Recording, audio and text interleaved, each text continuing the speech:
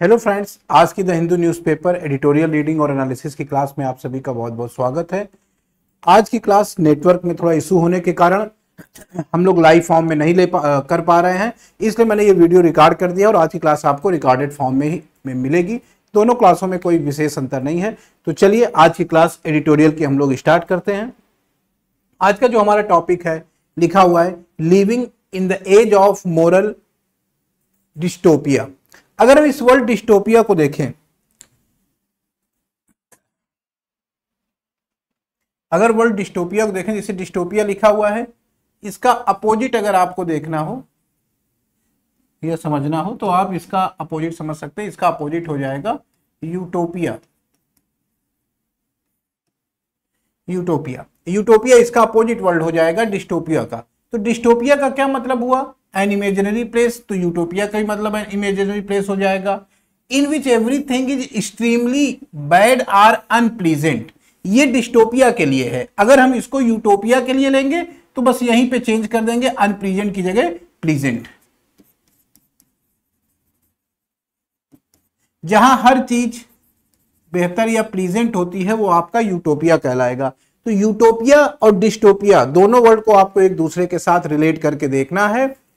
Utopia का मतलब एक ऐसी काल्पनिक जगह, एक ऐसी अवस्था जहां पे हर चीज अच्छी होगी, दुख तकलीफ कष्ट ऊंच नीच तमाम परेशानी और समस्याओं का कोई स्थान नहीं रहेगा। ऐसे प्लेस को, ऐसे काल्पनिक प्लेस को हम लोग यूटोपिया या हिंदी में राम राज्य कहते हैं। ठीक हो गया। टॉमस मूर की एक पुस्तक है यूटोपिया, उससे ये वर्ड बना है। तो यूटोपिया का मतलब हो जाएगा एक काल्पनिक जगह जहां सब कुछ बेहतर हो। और डिस्टोपिया का क्या सेंस होगा? एक ऐसी जगह जहां हर चीजों में कुछ ना कुछ समस्या है, हर चीजों में कुछ ना कुछ दिक्कत आ रही है। ठीक है। तो यूटोपिया और डिस्टोपिया दोनों वर्ड को आप एक दूसरे से रिलेट करके अपोजिट के रूप में देखेंगे। आगे बढ़ते हैं। तो ये वर्ड आपके वन वर्ड के लिए भी इंपॉर्टेंट है और एंटोनिम के हिसाब से भी आप इसको देख सकते हैं। Living in the age of, हम लोग रह रहे हैं, किस में रह रहे हैं? इन द एज ऑफ, के युग में, ऑफ मोरल डिस्टोपिया माने एक ऐसी काल्पनिक जगह है जहां पे नैतिकता की समस्या है, मोरल की समस्या है। तो यहां पे जो प्रॉब्लम बेसिकली है वो मोरलिटी से रिलेटेड है, नैतिकता से रिलेटेड है और एक ऐसी काल्पनिक जगह में हम लोग रह रहे हैं। We are living in the age of moral dystopia. Writer कह रहा कि हम मोरल डिस्टोपिया के युग में रह रहे हैं। मोरल डिस्टोपिया का मतलब हो जाएगा ना जहां पे चीजें नैतिक रूप से उचित नहीं है, नैतिक रूप से चीजों में समस्याएं चल रही हैं। A normless era where it is difficult for men and women to be human and convenient for the state to be less than neutral. करा हम एक मोरल डिस्टोपिया के समय में या युग में रह रहे हैं। A normless Ira. नॉर्म माने क्या हो गया? मानक। किसी भी चीज का एक जो मानक बनाया जाता है कि भाई ये इसके नॉर्म्स हो गए। आप एग्जामिनेशन हॉल में जाएंगे तो कुछ नॉर्म्स हैं जो आपको फॉलो करने हैं कि बगल वाले से बातचीत नहीं करनी है, बार बार पानी पीने नहीं जाना है। तो ये कुछ नॉर्म्स बनाए गए हैं। तो उसी तो करा ए नॉर्मलेस इरा। और नॉर्मलेस इरा का मतलब एक ऐसा युग जिसमें कोई मानक नहीं होगा।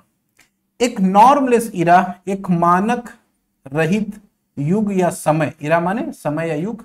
वेयर जहां पर, एज ए प्लेस के रूप में देख रहा है, जहां पर इट इज डिफिकल्ट, ये कठिन है, फॉर मेन एंड वीमेन, चाहे पुरुषों या महिलाएं हों, दोनों लोगों के लिए, to be human and convenient. To be human माने मनुष्य बनना। एक ऐसी जगह पर हम हैं जहां पुरुष और महिलाओं दोनों के लिए ह्यूमन बनना यानी मानवीय स्वरूप रखना या मानव बनना कठिन है। एंड कन्वीनियंट और सुविधाजनक है फॉर द स्टेट, राज्य के लिए, to be less than neutral, कि वो न्यूट्रल से भी कम की तरह काम करे, just and fair. And convenient for the state, और राज्य के लिए सुविधाजनक है, टू बी लेस, कि वो बना रहे, टू बी माने होना, राज्य के लिए सुविधाजनक है कि वो हो जाए, किस रूप में हो जाए? Less than neutral, just and fair. तीन चीजों को यहां जोड़ा है। न्यूट्रल माने उदासीन, जस्ट माने न्यायोचित, फेयर माने जहां पे चीजें साफ सुथरी तरीके से हो रही हैं, गलत तरीके से नहीं हो रही हैं। तो फेयर का अपोजिट क्या हो जाएगा? फेयर का अपोजिट फाउल हो जाएगा।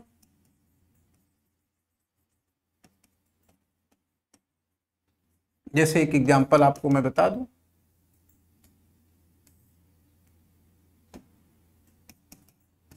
फेयर प्ले, जहां पे सही तरीके से काम किया जा रहा है, और उसी के अपोजिट में आप यूज करेंगे फाउल प्ले, जहां पे गलत तरीके से चीजें की जा रही हैं। तो सही तरीके से जहां काम हो रहा है वो फेयर प्ले हो गया, जहां गलत तरीके से काम हो रहा है वो फाउल प्ले हो गया, ऐसे यूज होता है। चलिए, तो यहां तक आपने सेंटेंस को समझा, और सेंटेंस को समझ के राइटर का मीनिंग, यहाँ पे मीनिंग इंपॉर्टेंट है। ये जो आज का एडिटोरियल है, थोड़ा सा फिलॉसफी के अंदाज में, वर्ड इसमें काफी अच्छे यूज किए गए हैं। फिलॉसफी तो नहीं है तो आपका सोशल लाइफ से और पॉलिटिक्स से रिलेटेड इशू, लेकिन लैंग्वेज काफी अच्छी है, लिखा फिगरेटिव लैंग्वेज में ज्यादातर गया है ये। तो यहां से लेके यहां तक सेंटेंस का क्या मतलब निकला? राइटर कह रहा हम एक नैतिक खालीपन या डिस्टोपिया के युग में रह रहे हैं।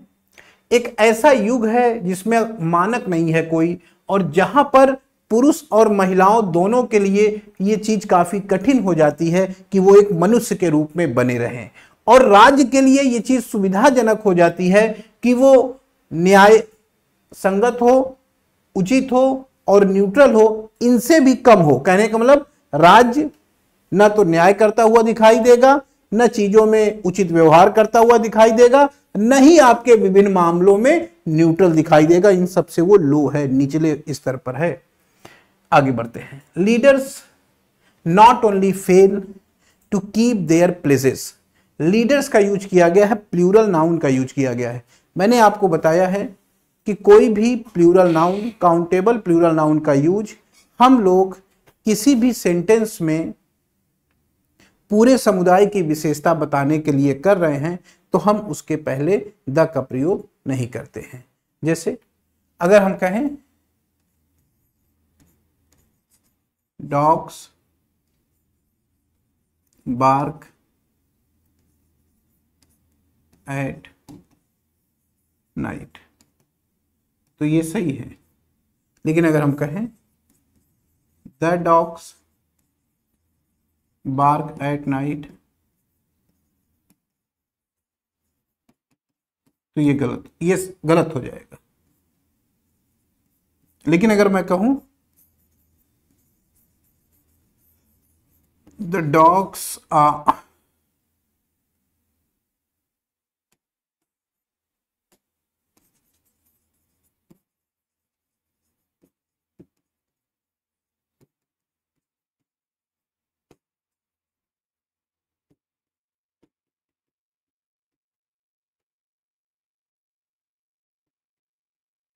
तो ये सही है।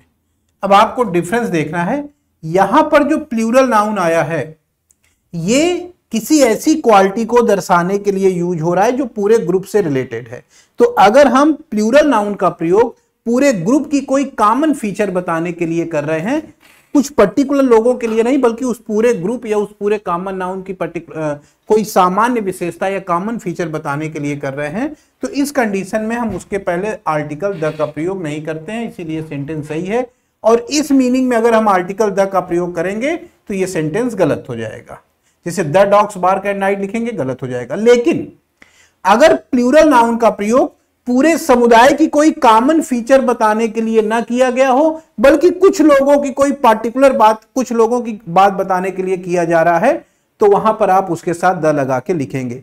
जैसे कहते हैं कि भाई कुत्ते रात में भौंकते हैं, तो ये किसी एक कुत्ते के लिए नहीं है, ये सभी कुत्तों की एक कॉमन विशेषता बताई जा रही है, इसलिए इसके पहले आर्टिकल द लगाना उचित नहीं है, लगाएंगे तो गलत हो जाएगा। लेकिन अगर हम कहें कि रात में गली में कुत्ते भौंक रहे थे, तो इसका मतलब मैं उन सभी कुत्तों की बात नहीं कर रहा हूं, मैं उन कुत्तों की बात कर रहा हूं जो रात में गली में भौंक रहे थे। तो यहां कुछ कुत्तों की बात की जा रही है, इसलिए इस प्लूरल नाउन के पहले आर्टिकल द लगाना उचित रहेगा। यहां अगर द नहीं लगाएंगे तो सेंटेंस हमारा गलत हो सकता है। कहने का मतलब यह सेंटेंस अगर हम ऐसे लिखें, dogs were barking in the street in the night, तो ये चीज गलत हो जाएगी। ठीक है, तो ये एक बेसिक डिफरेंस आपको जानना है प्लूरल नाउन और आर्टिकल द के संबंध में। यहां पे देखिए केवल लीडर्स लिखा हुआ है, तो जरा लाइन को पढ़े। कह रहा है leaders not only fail to keep their places. ये केवल एक लीडर या कुछ लीडरों की बात नहीं हो रही है, ये एक नॉर्मल विशेषता बताई जा रही है, कॉमन विशेषता बताई जा रही है कि लीडर्स माने जो नेता होते हैं नॉट ओनली फेल, न केवल फेल हो जाते हैं टू कीप देयर प्लेजेस, अपने वचन को निभाने में, keep your promise, keep your words, keep your pledges, इस तरीके से हम लोग इस कीप को यूज करते हैं, जिसका मतलब होता है अपनी बात को, अपनी प्रतिज्ञा को, अपने वचन को निभाना। क्लियर हो गया? तो इस पॉइंट को आप ध्यान दे लेंगे। यहां मीनिंग सेगमेंट में आइए तो ये लिखा होगा कीप माने निभाना, तो इसको मैं यहां पे लिख दे रहा हूं ताकि आप ध्यान दें इसका यूज। कीप प्लेस या प्रॉमिस या वर्ड, ठीक है। तो प्रतिज्ञा निभाना, प्रॉमिस निभाना, अपने बातों को निभाना कीप कहलाता है। तो कीप वर्ब को यहां ध्यान देंगे, कीप, प्लेज, प्रॉमिस, वर्ड्स, अपने कही गई बात को, अपनी प्रतिज्ञा को, अपने वचन को निभाना। प्लेज माने शपथ या प्रतिज्ञा होती है, इसका सिनोनिम देखेंगे तो कमिटमेंट हो जाएगा या प्रॉमिस भी हो जाएगा, लेकिन ये नॉर्मल प्रॉमिस नहीं होता है। प्लेज को हम सीरियस प्रॉमिस के रूप में डील करते हैं। तो प्लेज बराबर प्रॉमिस प्लस सीरियस। प्रॉमिस किसी से भी कर सकते हैं, लेकिन उसी प्रॉमिस में जब सीरियसनेस आ जाएगी तो वो प्लेज का रूप ले लेगा। गंभीर मामलों में इसको देखा जाता है। चलिए, तो कह रहा leaders not only fail to keep their pledges, नेता लोग न केवल अपने वचन को, अपनी प्रतिज्ञा को निभाने में असफल होते हैं, बट बल्कि they are not even expected to keep them, बल्कि they are not even expected, उनसे अपेक्षा भी नहीं की जाती है टू कीप देम, कि वे उसको निभाएं। यहां पॉइंट समझना है आपको। दो बातें हम लोग यहां देखेंगे। पहले तो लीडर्स वाला कॉन्सेप्ट आपने वहां पे क्लियर कर लिया, इसको देख लीजिए। दूसरा जो पॉइंट है, ये देखिए प्रोनाउन दे का प्रयोग यहां किया गया है। नॉर्मली रूल कहता है कि भाई प्रोनाउन दे किसी नाउन के लिए आता है, तो ये दे किसके लिए आया है? बड़े आसानी से आप आइडेंटिफाई कर लेंगे कि ये दे आ रहा है लीडर्स के लिए। But they are not even expected. Even क्या है? एडवर्ब की तरह यहां यूज हुआ है। एक्सपेक्ट वर्ब है और एक्सपेक्ट के पहले लिखा गया है। अगर हम लोग इवन की बात करें,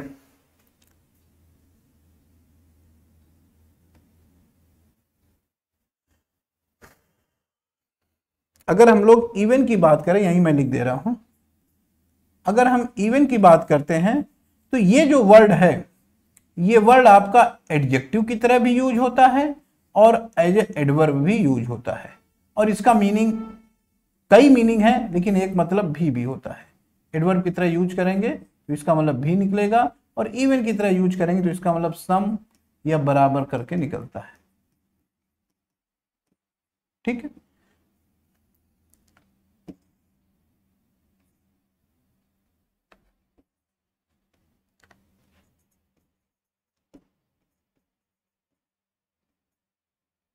जैसे एग्जाम्पल मैं लिख दे रहा हूं, इवन नंबर, इवन नंबर्स माने सम संख्याएं, सम, और एडवर्ब की तरह इसका मतलब निकलेगा भी। ठीक है। तो यहां पर ये एडवर्ब यूज हुआ है। कैसे पता चला? एक्सपेक्टेड के पहले आ रहा है और इसके बारे में बता रहा है कि they are not even expected, उनसे अच्छा। ये verb they are expected passive voice में लिखा हुआ है, सब्जेक्ट काम नहीं करेगा। दे एक्सपेक्ट करेंगे ऐसा मीनिंग नहीं है, काम सब्जेक्ट के ऊपर हो रहा है। मीनिंग है दे आर एक्सपेक्टेड, उनसे अपेक्षा की जाती है। नॉट लगाइए, उनसे अपेक्षा नहीं की जाती, माने वे अपेक्षा करेंगे ऐसा भाव नहीं है, उनसे अपेक्षा नहीं की जाती है, इस तरीके का भाव है। यानी वर्क सब्जेक्ट के ऊपर हो रहा है तो पैसिव वॉइस में ये वर्ब लिखी गई है। और इवन लगा के उस पर और जोर दिया जा रहा है कि they are not even expected, उनसे अपेक्षा भी नहीं की जाती है टू कीप देम, कि वो पूरा करें। किसको? तो यहां जो दे आया है वो तो लीडर्स के लिए आ रहा है, लेकिन ये जो देम आया है वो लीडर्स के लिए नहीं आया, वो आ रहा है प्लेज के लिए।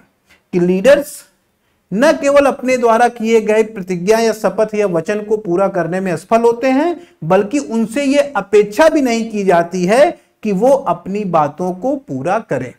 टू कीप देम, अपनी बातों को पूरा करे। और मैंने पीछे बताया कि कीप प्लेज, कीप प्रॉमिस, इस तरीके से हम यूज करते हैं। आगे बढ़ते हैं। The government wears its majoritarian colours with pride unabashed and unedifying. The government माने सरकार, वियर्स, अब देखिए कई बार क्या होता है, चीजें फिगुरेटिव लैंग्वेज में लिखी रहती हैं। जैसे मैंने आपसे कहा, ये जो उदासी भरा मुखौटा आपने ओढ़ा हुआ है। अब ऐसा मैं हिंदी में बोला हूं कि ये जो उदासी भरा मुखौटा आपने ओढ़ा हुआ है, तो क्या कोई मुखौटा आपने ओढ़ लिया? नहीं भाई, आप चेहरे से उदास दिख रहे हो। तो मैं सीधा भी कह सकता हूं कि यू आर लुकिंग होपलेस, आप थोड़ा निराश दिखाई पड़ रहे हो, या मैंने उसको फिगरेटिव लैंग्वेज में इस तरीके से कह दिया। तो एक ही बात को कहने का, लिखने का तरीका अलग अलग होता है। तो चाहे हिंदी हो, इंग्लिश हो, या कोई भी लैंग्वेज हो, हमें ये बात समझनी है कि राइटर, अगर हम कोई चीज पढ़ रहे हैं तो राइटर अपनी बात को सीधे सीधे सरल शब्दों में कह रहा है, या उस बात को थोड़ा घुमा करके तुलनात्मक रूप से फिगरेटिव स्टाइल में या कल्पना की शैली में कह रहा है। तो जैसे यहां पे इस लैंग्वेज को देखिए, तो सेंटेंस लिखा है the government wears its majoritarian colours. तो अगर आप वर्ड टू वर्ड मीनिंग निकालेंगे तो मीनिंग बनेगी कि सरकार, वियर्स माने पहनती है, इट्स माने अपने, मेजॉरिटेरियन कलर्स का मतलब बहुमतवादी रंग को। ऐसा कोई सेंस आ जाएगा क्या? नहीं। कहने का मतलब सरकार बहुमत में है। The government wears its majoritarian colours का मतलब सरकार इस समय बहुमत में है और बहुमत का प्रदर्शन कर रही है विद प्राइड। कैसे प्रदर्शन कर रही है? With pride. प्राइड माने गर्व के साथ, अनअबेस्ड एंड अनएडिफाइंग। तो सरकार इस समय बहुमत में है, लेकिन, और ये जो बहुमत का इसका प्रदर्शन है, दिखावा है, वो गर्व के साथ है, अनअबेस्ड है और अनएडिफाइंग है। इन वर्ड की मीनिंग हम लोग देख लेते हैं, फिर आगे बढ़ते हैं। देखिए लिखा हुआ है अनअबेस्ड एडजेक्टिव है, अनएडिफाइंग ये भी एडजेक्टिव है। और आप जैसा कि देख रहे होंगे अनअबेस्ड, ये जो वर्ड है ये दो वर्ड से मिलकर बना हुआ है, अन और अबेस्ड। तो अलग कर ले इसको, अबेस्ड को। अब अबेस्ड वर्ड इसका अपोजिट हो जाएगा, भाई अन हटा देंगे तो इसका अपोजिट हो जाएगा अबेस्ड। और अबेस्ड का सिनोनिम्स क्या होगा? असेम्ड माने शर्मिंदा, एम्ब्रास्ड ये वाला वर्ड, असेम्ड, ये एम्ब्रास्ड कर लीजिए। तो अबेस्ड का मतलब ये एडजेक्टिव है। अबेस्ड का सेंस आया आपने कोई भी ऐसा काम किया जिसको आपको लगे बाद में कि यार ये काम मुझे नहीं करना था, गलत मैंने कर दिया। आप अपने कार्य को लेके शर्मिंदा हैं, या आप अपने काम को लेके काफी नर्वस फील कर रहे हैं, आपको ऐसा लग रहा है कि ये जो मैंने किया ये उचित नहीं किया। एम्ब्रास्ड है काफी ज्यादा, उस चीज को लेके काफी फ्रस्ट्रेट भी हैं, काफी शर्मिंदगी भी महसूस कर रहे हैं। तो ऐसे कार्य से आप अबेस्ड हो जाएंगे। ठीक है, तो अबेस्ड बेसिकली किसी वर्क के सेंस में व्यक्ति की क्वालिटी बताने के लिए यूज होता है कि ऐसा व्यक्ति जो किसी कार्य को ले करके या देख करके या करने पर या तो असेम्ड फील, शर्मिंदा है, या एम्ब्रास्ड है। तो असेम्ड या एम्ब्रास्ड ये दोनों अबेस्ड के सिनोनिम्स हो जाएंगे। अब उसका अपोजिट क्या हो गया कि कोई व्यक्ति कोई काम कर भी रहा है लेकिन उसको उस बारे में बिल्कुल भी टेंशन नहीं है, उसको वो सोच ही नहीं रहा है कि उसने सही किया या गलत किया, उसको बिल्कुल भी शर्मिंदगी नहीं है, बेशरम टाइप का है, कुछ भी गलत किए जा रहा है फिर भी उसको कोई पछतावा नहीं है, कोई शर्मिंदगी नहीं है, कोई पश्चाताप नहीं है। तो ऐसा व्यक्ति क्या हो जाएगा?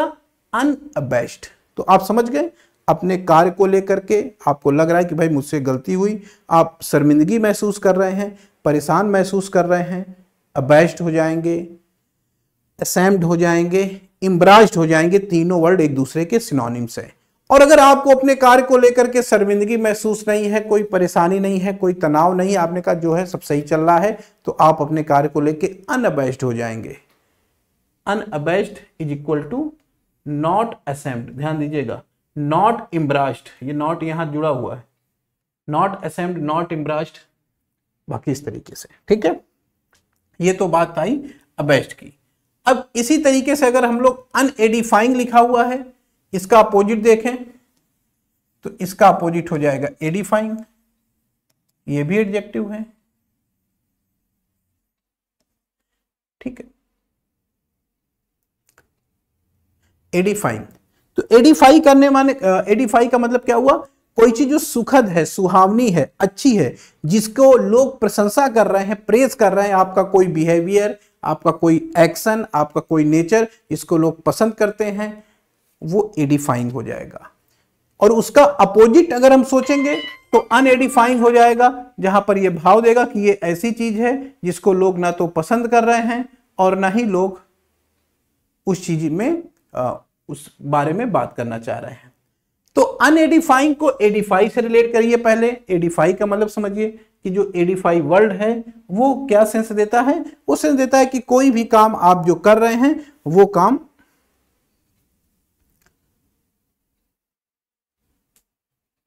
ठीक है। इसका मीनिंग चाहे तो हम लोग यहां लिख लें, likely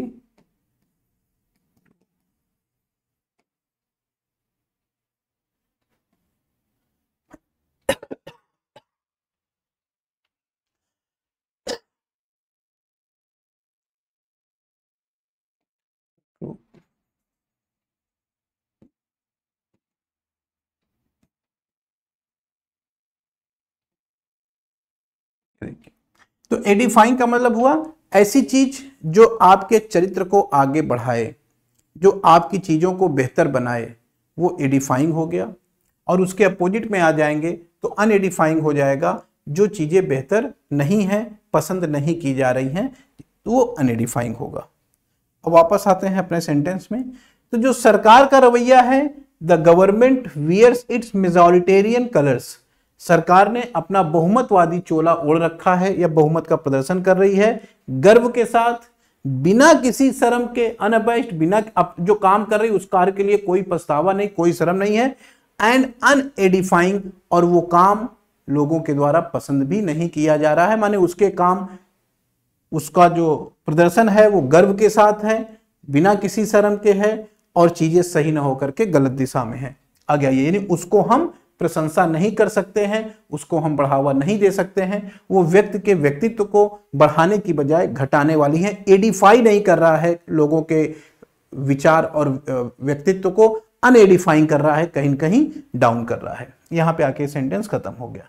in a tragic case of downward filtration, in tragic case of downward filtration, एक दुखद मामले में, कौन सा दुखद मामला है, डाउनवर्ड फिल्ट्रेशन।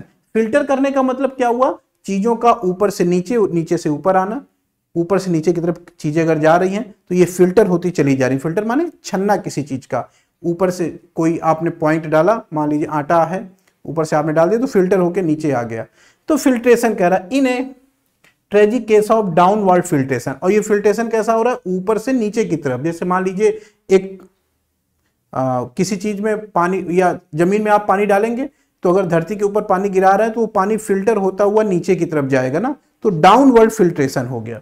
इन ए डाउनवर्ड फिल्ट्रेशन, डाउनवर्ड फिल्ट्रेशन के माने अधो स्तरीय या अधोगति निस्यंदन के दुखद घटना के रूप में, it all percolates down to everyday life experience of the faceless multitudes। करेंगे tragic case of downward filtration. ये फिल्ट्रेशन कैसा है, डाउनवर्ड है, माने ऊपर से चीजें नीचे की तरफ जा रही हैं, गवर्नमेंट की तरफ से नीचे की तरफ जा रही हैं, ये डाउनवर्ड फिल्ट्रेशन का दुखद मामला है। It or percolates down to, percolate का मतलब क्या होता है, परकोलेट का मतलब होता है किसी चीज में समाहित हो जाना। जैसे मान लीजिए बारिश हो रही है, दीवार पे बारिश होगी, माने बारिश हो रही है तो घर मकान की जो बाहरी सतह की दीवार देखेंगे तो वो पूरी तरीके से भीग जाएगी, पानी उसके अंदर कणों कणों तक समाहित हो जाएगा, तो ये क्या होगा, परकुलेट हो गया। परकुलेट माने किसी चीज के भीतर समाहित हो जाना।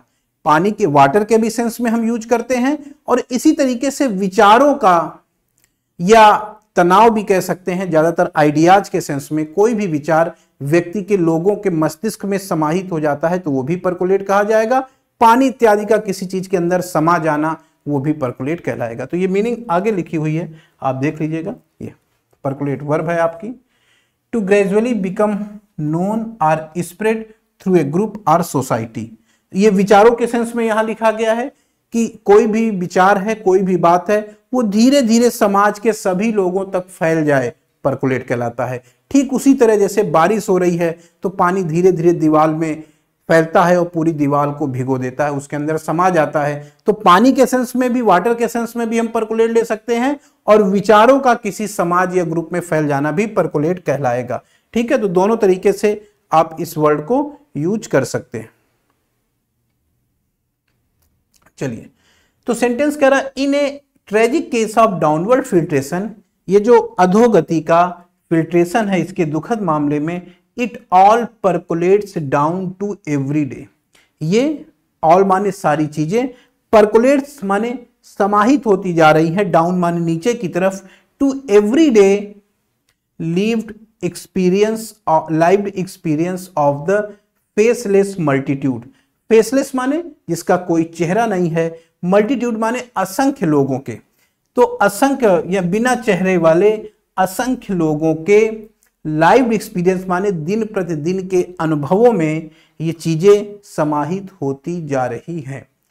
अब देखिए किस तरीके से घुमा करके राइटर ने सीधा सीधा नहीं बताया कोई चीज, उस लैंग्वेज को ट्विस्ट करके लिखा है। तो ऐसे सेंटेंस में भी आपको उलझना नहीं है, बल्कि उसके माध्यम से क्या चीजें बताना चाह रहा है इस पॉइंट को समझने की कोशिश करना है। तो अब अगर हम इसको सेंस के हिसाब से देखें कि आखिर इसके बारे में बताना क्या चाह रहा है, तो इसका जो भाव निकल के आएगा वो ये आएगा कि भाई सरकार का बहुमत है इस समय, और वो अपने बहुमत का प्रदर्शन कर रही है और गर्व के साथ कर रही है। इसके लिए अनअबैस्ड माने कोई शर्मिंदगी उसको नहीं है,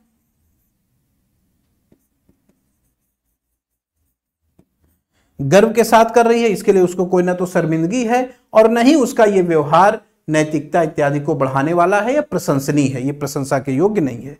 तो कुल मिला के सरकार के बारे में ये हुआ। और फिर कह रहा है कि डाउनवर्ड फिल्ट्रेशन है, हम देख रहे हैं कि चीजें ऊपर से नीचे की तरफ इस तरह से थोपी जा रही हैं कि ये तमाम लोगों को दिन प्रतिदिन के जो उनके अनुभव हैं उनको प्रभावित कर रहा है। लोगों के बीच में ये बातें तेजी से फैल रही हैं। कौन सी बातें? वो बातें जो ऊपर से थोपी जा रही हैं नीचे के समाज में।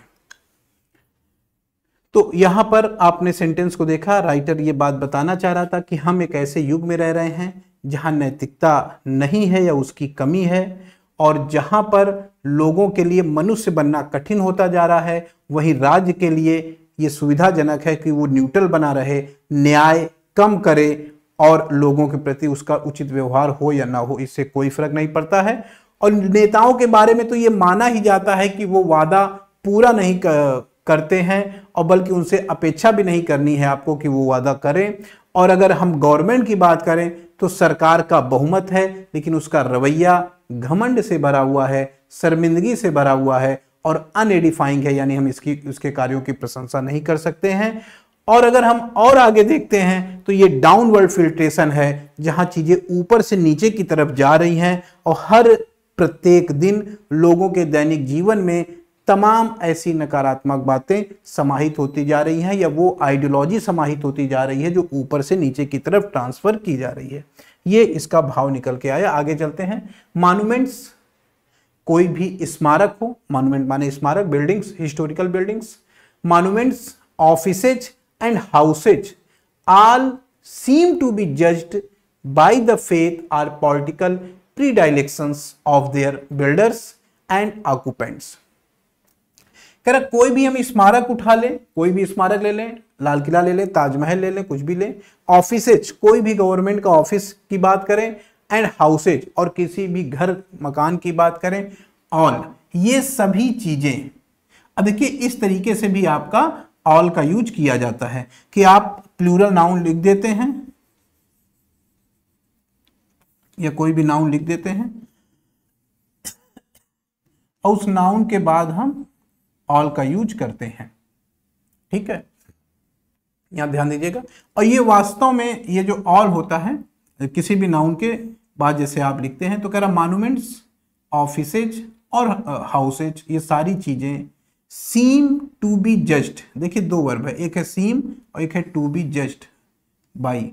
सीम वर्ब की first form present indefinite tense है और टू बी प्लस वर्ब की थर्ड फॉर्म इन्फिनेटिव है पैसिव वॉइस में। पॉइंट समझ रहे हैं, दो वर्ब, एक और दो। तो यहां पर हम अगर बात करें तो इसको पहले स्ट्रक्चर से देखते हैं। सीम आपका सब्जेक्ट हो गया, सब्जेक्ट को हम नहीं लिख रहे हैं, सीम लिखा हमने और उसके बाद लिखा टू बी जस्ट बाई। ठीक, अब अगर आप देखें तो ये फाइनाइट वर्ब है और ये एक किस्म की नॉन फाइनाइट वर्ब है। और डिटेल में जाएं तो ये वर्ब की फर्स्ट फॉर्म यानी प्रेजेंट इंडेफिनिट टेंस है,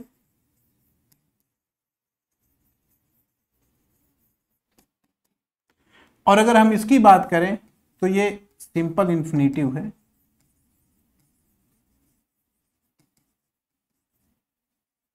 इन पैसिव फॉर्म।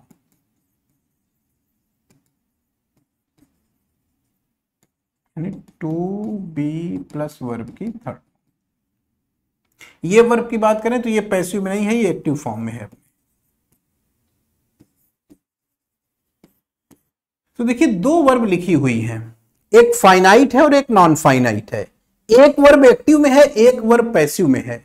ऐसा हो सकता है, बिल्कुल हो सकता है, क्योंकि दोनों वर्ब अलग अलग हैं। किसी भी वर्ब के वॉइस का डिसीजन, किसी भी वर्ब के वॉइस का डिसीजन उसके सब्जेक्ट के रिलेशन या ऑब्जेक्ट के रिलेशन पे डिपेंड करेगा कि उसके पहले लिखा हुआ सब्जेक्ट जो है उसके साथ उसका कैसा रिलेशन है, या उसके बाद लिखा हुआ ऑब्जेक्ट जो है उसके साथ उसका कैसा रिलेशन है। अब जैसे अगर हम यहां पे सब्जेक्ट के हिसाब से ही देखें तो यहां पर इनका सब्जेक्ट कौन है, इनका सब्जेक्ट है मॉन्यूमेंट्स, ऑफिसेज एंड हाउसेज। अब जरा उसको लाइए यहां पे और देखते हैं। मॉन्यूमेंट, ऑफिसेज एंड हाउसेज, सीम, ये सारी चीजें प्रतीत होती हैं। तो किसी भी चीज का प्रतीत होना, सब्जेक्ट वहां पर सीम ही, वर्ब वहां पे सीम आएगी एक्टिव फॉर्म में, तो सही लिखी हुई है। ये सारी चीजें प्रतीत होती हैं। फिर आगे जो दूसरी वर्ब है टू बी जज्ड, जज करना माने किसी चीज का आकलन करना। तो यहां मॉन्यूमेंट, ऑफिस और हाउस आकलन नहीं करेंगे किसी चीज का, बल्कि यहां पे ये जो कार्य है ये इसके ऊपर होगा कि मॉन्यूमेंट, ऑफिसेज और हाउसेज को जज किया जाएगा। तो ये सारी चीजें यानी मॉन्यूमेंट, ऑफिस और हाउसेज प्रतीत होते हैं टू बी जज्ड, कि उनको जज किया जा रहा है। कैसे जज किया जा रहा है? By the faith or political predilections, विश्वास के द्वारा और राजनीतिक प्रीडायलेक्शंस के द्वारा। प्रीडायलेक्शंस का मतलब हो जाएगा लगाव, पसंद, किस चीज को आप पसंद करें। लाइकिंग इसका सिनोनिम्स हो जाएगा। अगर आए हम लोग अगले, ये देखिए लिखा भी है सिनोनिम्स इसका, लाइकिंग, लगाव, कि आपका किसके प्रति झुकाव है, किसके प्रति समर्पण है। तो किसी भी स्मारक को, बिल्डिंग को, किसी भी ऑफिस को और किसी के भी घर को, घरों को, ये सारी चीजें सीम माने प्रतीत होती हैं टू बी जज्ड, कि इन सभी चीजों का आकलन किया जाएगा बाय द फेथ, किसके आधार पे? आपके विश्वास। फेथ माने आस्था, माने आप किस धर्म से रिलेटेड है, ये कहना चाह रहा है। फेथ का मतलब आस्था से है। बाय द फेथ, आस्था के आधार पर, और अथवा पॉलिटिकल प्रीडायलेक्शंस, राजनीतिक झुकावों के आधार पे, राजनीतिक लगाव के आधार पे। प्रीडायलेक्शन माने लगाव या झुकाव, किसकी तरफ, किस चीज को आप, जैसे आप हैं किसी न किसी पार्टी के प्रति आपका झुकाव होगा, किसी न किसी नेता को आप पसंद करते होंगे, तो वो आपका प्रीडायलेक्शन हो गया। तो राजनीतिक झुकावों के आधार पर इनका निर्धारण होगा। और राजनीतिक झुकाव किसके? ऑफ देयर बिल्डर्स, उनके बनाने वालों के। माने वो स्मारक किसने बनाया, लाल किला किसने बनवाया था, ताजमहल किसने बनवाया था, उनके बनाने वालों के। एंड ऑक्युपेंट्स, और जो लोग उसमें अभी रह रहे हैं, जो ऑक्युपाई जिन्होंने कर रखा है, उसके आधार पे। तो सेंटेंस क्या कह रहा है कि कोई भी स्मारक ले लें, ऐतिहासिक बिल्डिंग ले लें, कोई भी ऑफिस ले लें, कोई भी घर ले लें, ऐसा लगता है कि इन सभी चीजों को आकलन किया जा रहा है या इनका मूल्यांकन किया जा रहा है आस्था यानी धर्म के आधार पर और राजनीतिक झुकावों के आधार पर। किसका राजनीतिक झुकाव? उनको बनाने वाले बिल्डरों के या फिर वहां पर रहने वाले लोगों के। इसके आधार पर हम ये ठहराते हैं कि कौन सी बिल्डिंग सही है, कौन सा ऑफिस सही है, कौन सा घर सही है। आगे आइए। If you question the action of the government, यदि आप प्रश्न उठाते हैं, यहां इफ लगाया गया है, कंडीशन का कंजंक्शन है। If you question the actions of the government, यदि आप सरकार के कार्रवाइयों पे प्रश्न उठाते हैं, और the action of non state actors, या फिर नॉन स्टेट एक्टर्स, ऐसे लोग जो कि राज्य से जुड़े हुए नहीं हैं, उनके कार्यों पर प्रश्न उठाते हैं। टेकिंग आउट हेट मार्चेज, जो कि टेक आउट माने निकालना, कोई जुलूस निकाल रहे हैं, समूह में कई लोग इकट्ठा होकर के कहीं जा रहे हैं, तो समूह में इकट्ठा होकर जाना या जुलूस निकालना, उस जुलूस निकालने की या समूह के साथ जाने की जो इंग्लिश है वो टेक आउट है। टेक आउट माने जुलूस निकालना, जुलूस समझ गए होंगे, समूह में कहीं पर जाना, वो टेक आउट हो जाता है। और हेट मार्च, मार्च माने क्या हुआ? यात्रा। जब आप कई लोग एक साथ चल रहे हैं किसी दिशा में तो वो मार्च होगा, जो गांधी जी ने भी किया था, दांडी मार्च, आपने पढ़ा होगा इतिहास में, तो वही चीज है मार्चेज। और हेट मार्चेज माने ऐसी मार्च है जो घृणा से भरी हुई है। घृणा का मतलब ये हो गया कि भाई सरकार ने कोई काम किया, मान लो मणिपुर वाला मुद्दा था, तो मणिपुर वाले में गवर्नमेंट ने सही तरीके से वर्क नहीं किया, तो लोग उस असंतोष को व्यक्त करने के लिए हेट मार्च निकालेंगे या अपना असंतोष व्यक्त करने के लिए कोई यात्रा निकालेंगे। तो वही कह रहा है कि अगर आप प्रश्न चिन्ह उठाते हैं सरकार के द्वारा किए गए कार्यों पर या फिर गैर राज्य से संबंधित एक्टरों के द्वारा हेट मार्च निकाले जाने की कार्रवाइयों पर, तो you become the most vulnerable, तो आप हो जाते हैं द मोस्ट माने सबसे ज्यादा वल्नरेबल। वल्नरेबल का मतलब जिसे आसानी से नुकसान पहुंचाया जा सके। वल्नरेबल का मतलब क्या हो जाएगा? जिसे आसानी से नुकसान पहुंचाया जा सके, इजिली टारगेटेड, जिसको आसानी से आप टारगेट बना सके, वो आपका वल्नरेबल कहलाएगा। तो कह रहा कि अगर आपने सरकार के द्वारा किए गए कार्यों पर प्रश्न चिन्ह उठाया या फिर ऐसे लोगों के कार्यों पर प्रश्न चिन्ह उठा रहे हैं जो कि नॉन स्टेट एक्टर्स हैं, माने राज्य में तो शामिल नहीं है लेकिन वो हेट मार्च निकाल रहे हैं, सरकार के खिलाफ कोई काम कर रहे हैं, तो you become the most vulnerable. तो कहीं न कहीं आप ऐसे व्यक्ति बन जाएंगे जिसको आसानी से टारगेट किया जा सकता है या जिसके ऊपर आरोप प्रत्यारोप लगा करके नुकसान पहुंचाया जा सकता है। ठीक है, अब यहां देखें the most vulnerable, superlative degree है, वल्नरेबल का सुपरलेटिव द मोस्ट, इसलिए आर्टिकल क्या लगाया गया है? The. You become the most vulnerable, इसीलिए आर्टिकल द लगाया गया क्योंकि सुपरलेटिव डिग्री का प्रयोग किया गया है यहां पे। आगे आइए, समझ गए होंगे यहां पर। तो यहां राइटर क्या कर रहा है कि हर चीज को धार्मिक आस्था और राजनीतिक झुकाव के आधार पर देखा जा रहा है, और अगर आपने सरकार या गैर सरकारी लोगों के द्वारा किए गए कार्यों के पे प्रश्न उठाते हैं तो आप समझिए कि आप नुकसान के दायरे में हैं, कभी भी आपके साथ कुछ हो सकता है या लोग आपको अपना निशाना बना सकते हैं। Conformism is the norm today, conformism is the norm today, ये आज के समय का मानक बन गया है। इसीलिए शुरुआत में राइटर ने कहा है ना, अ नॉर्मलेस, हम एक ऐसे युग में रह रहे हैं, ये देखिए, अ नॉर्मलेस इरा वेयर इट, हम एक ऐसे युग में रह रहे हैं जहां कोई मानक नहीं है, जो पुराने मानक थे वो समाप्त हो गए हैं, और यहां पे नया मानक क्या है? कन्फॉर्मिज्म इज द नॉर्म टुडे, और आज के समय में जो मानक बना है वो है कन्फॉर्मिज्म। तो कई बार कोई वर्ड अगर आपके सामने आ रहा है तो उसके बेसिक वर्ड को देखा करिए कि जो बेसिक वर्ड है उसका क्या मीनिंग है और उसके हिसाब से हमें क्या यूज करना चाहिए। ठीक है, जैसे हम कन्फॉर्मिज्म को थोड़ा समझ लेते हैं फिर आगे बढ़ते हैं। ये मीनिंग आपके यहां लिखी होगी, ये देखिए, टेक आउट माने जुलूस निकालना, मीनिंग लिखी गई है, to behave in an unpleasant way towards somebody because,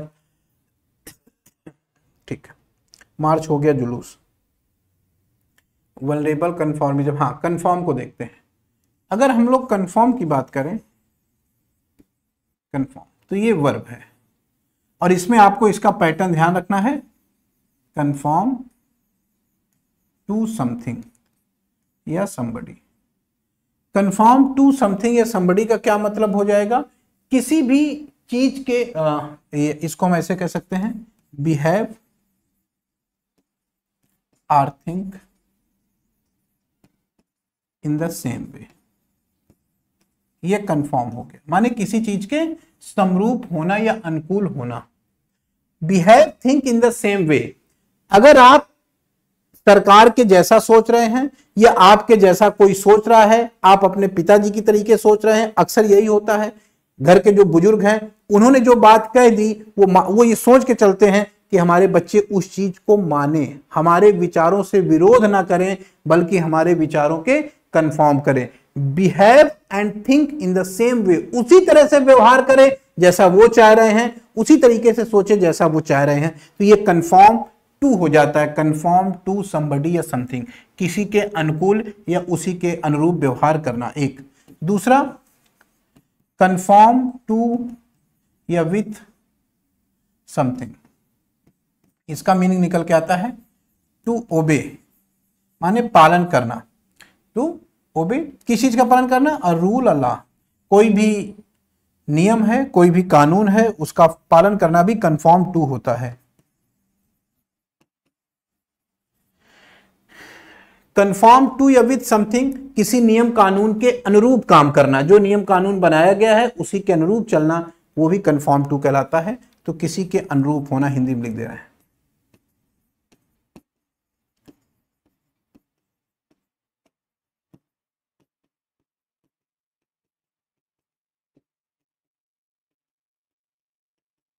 ये हिंदी में मीनिंग होगी इसकी, ये वाला सेंस। अब ये जो सेंस है कंफर्म टू या विथ समथिंग, ये इस सेंस में हम एक और वर्ड यूज करते हैं, अगर इसके सिनोनिम्स के रूप में आ जाए, इंपॉर्टेंट वर्ब है, वो है कंप्लाई। और कंप्लाई विथ होता है, कंप्लाई विथ अ रूल अल्लाह, किसी नियम कान या ऑर्डर।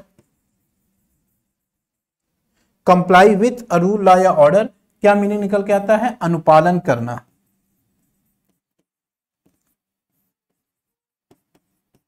वही चीज है जो यहां पे मीनिंग है, वही मीनिंग यही है कि जो चीज कंप्लाई विथ का मतलब किसी चीज के अनुरूप काम करना।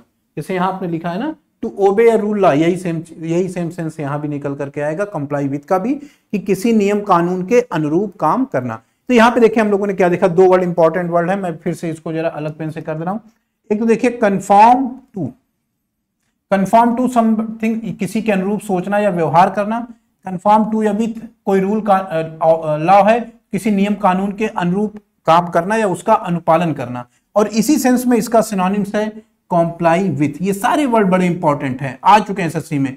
कॉम्प्लाई विथ है रूल लॉ या ऑर्डर, यानी किसी आदेश नियम कानून का पालन करना, उसी को हिंदी में कहते हैं अनुपालन करना। ठीक है, तो कर लेंगे इसको। वापस चलते हैं अपने सेंटेंस में। तो कह रहे conformism is the norm today, conform verb है उससे बनाया गया है कन्फॉर्मिज्म माने कन्फर्म का मतलब किसी के समान व्यवहार करना या सोचना, उसका नाउन बनाइए। कन्फॉर्मिज्म यानी समरूपता माने कि जैसा सरकार सोच रही है, जैसा वो करना चाह रही है, वैसा ही आप सोचिए और उसी के हिसाब से काम करिए। कन्फॉर्मिज्म इज द नॉर्म टुडे, आज के समय में यही मानक बन गया है। समरूपता, एक जैसे विचार वाली चीजें होनी चाहिए।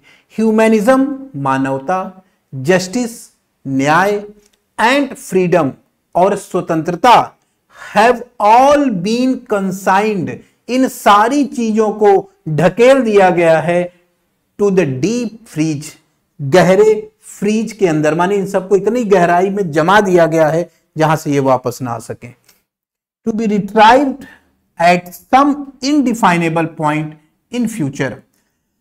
पहले मीनिंग समझते हैं फिर आगे बढ़ते हैं। यहां पे आपने समझ लिया कि हर चीज को धार्मिक आस्था और राजनीतिक विचारों से देखा जा रहा है। आप सरकार के पर प्रश्न उठाते हैं या उसके विरुद्ध मार्च निकालने वाले लोगों पर प्रश्न उठाते हैं तो आपको नुकसान पहुंचाया जा सकता है, क्योंकि आज के समय में conformism is the new norm today. सबसे महत्वपूर्ण जो मानक है वो समरूपता है। जैसा कहा जा रहा है वैसा ही आप भी सोचिए, आप भी वैसा करिए, सरकार के खिलाफ मत जाइए। और ह्यूमनिज्म, जस्टिस एंड फ्रीडम, मानवता, न्याय और स्वतंत्रता, ये सारी चीजें हैव ऑल बीन कंसाइंड टू, इसको थोड़ा सा आप अंडरलाइन करिएगा और इसको चाहे तो अलग से लिख भी सकते हैं।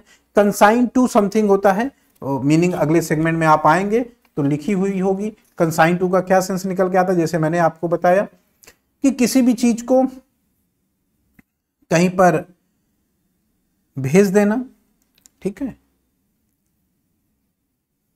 या किसी चीज को कहीं पर, इसको देख ही लेते हैं ज्यादा अच्छे तरीके से।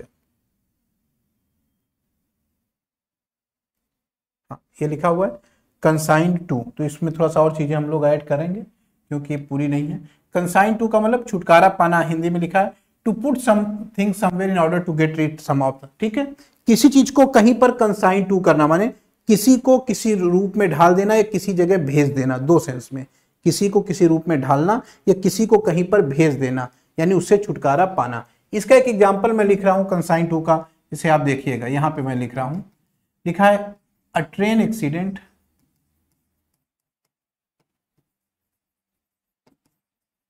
consigned to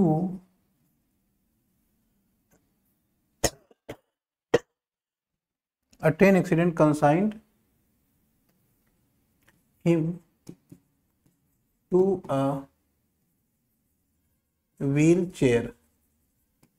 एक ट्रेन एक्सीडेंट ने उसको व्हील चेयर पर कंसाइन टू कर दिया, तो वही संसारा है टू पुट समबडी समवेयर, किसी को कहीं पर भेज देना, जैसे वहां था, यहां पे देखें सेंटेंस को। और एक चीज मैं यहां और आपको नोट करा दूं, कंसाइंड टू समथिंग होता है, इसके साथ ये प्रीपोजिशन टू ध्यान दीजिएगा, ये इंपॉर्टेंट प्रीपोजिशन है, ठीक है। ये पॉइंट मैंने यहां आपको बता दिया है। अब देखते हैं वापस सेंटेंस करा, देखिए ये सारी चीजें हैव ऑल बीन कंसाइंड टू, इन सारी चीजों को भेज दिया गया है, कहां पर, द डीप फ्रीज। डीप माने गहरी, फ्रीज माने जहां पे चीजें जमी होती हैं, एक्शन में नहीं होंगी, निष्क्रिय हो जाएंगी, तो इन सारी चीजों को बहुत ही डीप फ्रीज में भेज दिया गया है। क्लियर हो गया। जैसे मैंने एग्जांपल दिया कि a train accident consigned him to a wheelchair, एक ट्रेन दुर्घटना ने उसको व्हील चेयर पे भेज दिया, यानी वो अपंग हो गया। तो वैसे यहां राइटर कह रहा है कि इन सारी चीजों ने कंसाइन टू, इन सारी चीजों को कंसाइन टू कर दिया गया है डीप फ्रीज पर, और to be retrieve at some indefinable points in future, और ये सारी चीजें रिट्राइव होंगी। देखिए रिट्राइव, जब हम री लगाते हैं किसी चीज के पहले तो वो कहीं न कहीं किसी काम को दोबारा से करने का सेंस देता है। जैसे आप कहते हैं सर रिपीट कर दीजिए, तो रिपीट करने का मतलब क्या, जो मैंने पढ़ाया उसको एक बार और बता दूं। रिवाइज करना, यानी जो आपने पढ़ा है उसको एक बार दोहरा रहे हैं। रीराइट करना, दोबारा से लिखना। रीडाई, दोबारा से कलर करना।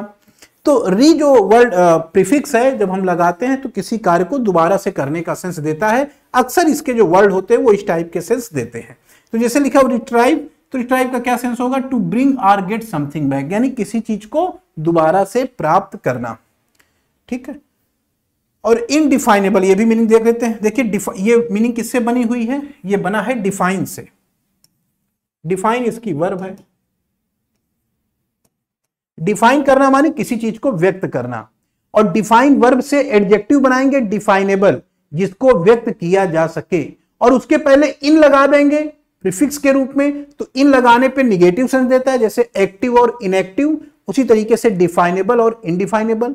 डिफाइन माने व्यक्त करना, डिफाइनेबल जिसको व्यक्त किया जा सके, और इनडिफाइनेबल जिसको व्यक्त न किया जा सके, यानी डिफिकल्ट और इम्पॉसिबल टू डिफाइन और एक्सप्लेन। वही चीज तो है, समझ गए कि नहीं। तो इनडिफाइनेबल को आप थोड़ा ब्रेक करके समझ लीजिएगा, in plus define plus able. In plus define plus able, तीन चीजों को जोड़ के बन रहा है। डिफाइन करना माने डिफाइन करना या एक्सप्लेन करना, डिफाइनेबल पॉसिबल टू डिफाइन और explain, indefinable impossible to define और एक्सप्लेन, जिसको डिफाइन करना संभव नहीं है। आगे ये तो इन सारी चीजों को डीप फ्रीज में भेज दिया गया। डीप फ्रीज माने निष्क्रियता की तरफ भेज दिया गया है। टू बी रिट्रीव्ड, ये पुनः वापस आएंगी। At some indefinable point in future, भविष्य में कुछ कैसे पॉइंट पर, ऐसे पॉइंट जिनको हम अभी इम्पॉसिबल टू एक्सप्लेन, जिसको एक्सप्लेन करना संभव नहीं है। कुछ अनिश्चित समय, उसका कोई फिक्स टाइम भी नहीं है कब होगा ये, लेकिन भविष्य में हो सकता है कुछ ऐसे पॉइंट पर टू बी रिट्राइव्ड, इन सारी चीजों को हम फिर से वापस प्राप्त कर सकें। कौन सा? ह्यूमनिज्म, जस्टिस और फ्रीडम, जिसको कि काफी गहराई में भेज दिया गया है। हो सकता है फ्यूचर में इन्हें हम कुछ इनडिफाइनेबल मोमेंट्स पे फिर प्राप्त कर सकें। आगे आते हैं। अ चेंज वैल्यू सिस्टम, एक ऐसा वैल्यू सिस्टम जो कि बदल चुका है। A change value system. Take the case of activist public speaker Yogita Bhayana. आप एक उदाहरण लीजिए activist public speaker Yogita Bhayana का। Who help rebuild the shop of an old Muslim man, जिसने मदद की। हु रिलेटिव प्रोनाउन है, अपने पहले आने वाले नाउन के बारे में बता रहा है योगिता भयाना के बारे में कि हु हेल्प्ड रीबिल्ड। अब यहां जरा स्ट्रक्चर देखिए, हु हेल्प रीबिल्ड, हेल्प के बाद ये वर्ब की फर्स्ट फॉर्म है, तो ये भी कंस्ट्रक्शन है। देखते हैं, हेल्प आपकी हेल्प्ड टू, नहीं हेल्प रीबिल्ड लिखा हुआ है यहां। हेल्प्ड वर्ब की सेकेंड फॉर्म है, ये रीबिल्ड वर्ब की फर्स्ट फॉर्म है। ये पास्ट इंडेफिनिट टेंस है और एक तरीके की फाइनाइट वर्ब है। ये वर्ब की फर्स्ट फॉर्म है। वास्तव में ये टू प्लस वर्ब की फर्स्ट फॉर्म है जिसमें टू छिपा हुआ है। तो टू प्लस वर्ब की फर्स्ट फॉर्म को हम लोग क्या बोलते हैं? इन्फिनेटिव। ये इन्फिनेटिव है और नॉन फाइनाइट वर्ब है। और अगर वॉइस के हिसाब से देखें तो ये एक्टिव फॉर्म में है और ये भी एक्टिव फॉर्म में लिखी हुई है। दोनों वर्ब एक्टिव फॉर्म में लिखी गई है। ठीक है, तो कहने का तात्पर्य है कि दो वर्ब एक साथ आई है, एक फाइनाइट वर्ब, एक नॉन फाइनाइट वर्ब, दोनों एक्टिव फॉर्म में लिखी हुई हैं। एक्टिव फॉर्म में लिखे होने का मतलब है कि सब्जेक्ट के साथ इनका जो रिलेशन होगा वो एक्टिव वाला होगा। नंबर एक बात। नंबर दूसरा, ये वर्ब की सेकंड फॉर्म है। ये वर्ब की फर्स्ट फॉर्म तो है, लेकिन ये फर्स्ट फॉर्म ना होकर टू प्लस फर्स्ट फॉर्म है जिसमें टू नहीं लिखा गया है, टू को छोड़ दिया गया है। तो यहां से हमें एक स्ट्रक्चर पता चला जो हम यहां पे नोट करेंगे। हेल्प के स्ट्रक्चर को, हेल्प वर्ब के स्ट्रक्चर को हम लोग नोट कर लेंगे। क्या क्या स्ट्रक्चर है हेल्प का? हेल्प प्लस वर्ब की फर्स्ट फॉर्म, एक ये कंस्ट्रक्शन यूज करते हैं। देखिए टू नहीं लिखते हैं, ध्यान दीजिएगा, यहां पे टू छिपा हुआ है, मैं इसे ब्रैकेट में लिख दे रहा हूं कि टू छिपा रहता है। हेल्प प्लस वर्ब की फर्स्ट फॉर्म एक कंस्ट्रक्शन हो गया। किसी काम में मदद करना, किसी चीज की, किसी कार्य में किसी की मदद करना। हेल्प प्लस वर्ब की फर्स्ट फॉर्म, ये कार्य हो गया, इस कार्य में मदद करना। हेल्प, आई हेल्प्ड राइटिंग हिम, आई हेल्प्ड राइट हिम, मैंने लिखने में उसकी मदद की। तो हेल्प के साथ वर्ब की फर्स्ट फॉर्म, किसी कार्य को करने में किसी की मदद करना, ये भाव दे रहा है। दूसरा जो स्ट्रक्चर है हेल्प का वो होता है can not, can't help doing something, यानी वर्ब की फर्स्ट फॉर्म में आईएनजी। और तीसरा स्ट्रक्चर होता है can't help but do something. जहां मैंने डूइंग और डू लिखा हुआ, इसका मतलब है वर्ब की फर्स्ट फॉर्म में आईएनजी और वर्ब की फर्स्ट फॉर्म। आप डूइंग और डू की जगह कोई भी वर्ब की फॉर्म यूज कर सकते हैं। तो ये तीन स्ट्रक्चर हेल्प से रिलेटेड आपको ध्यान देने हैं। एक, हेल्प के साथ वर्ब की फर्स्ट फॉर्म लिखते हैं, टू नहीं लगा रहता है। सेंस क्या निकल के आता है? किसी कार्य को करने में मदद करना। Yogita Bhayana, who helped rebuild the shop, जिन्होंने मदद की किस काम में? रीबिल्ड द शॉप, दुकान को दोबारा से बनाने में। क्लियर हो गया point? Can't help doing something, can't help but do something, क्या मीनिंग निकल के आएगा? किसी कार्य को करने से अपने आप को न रोक पाना।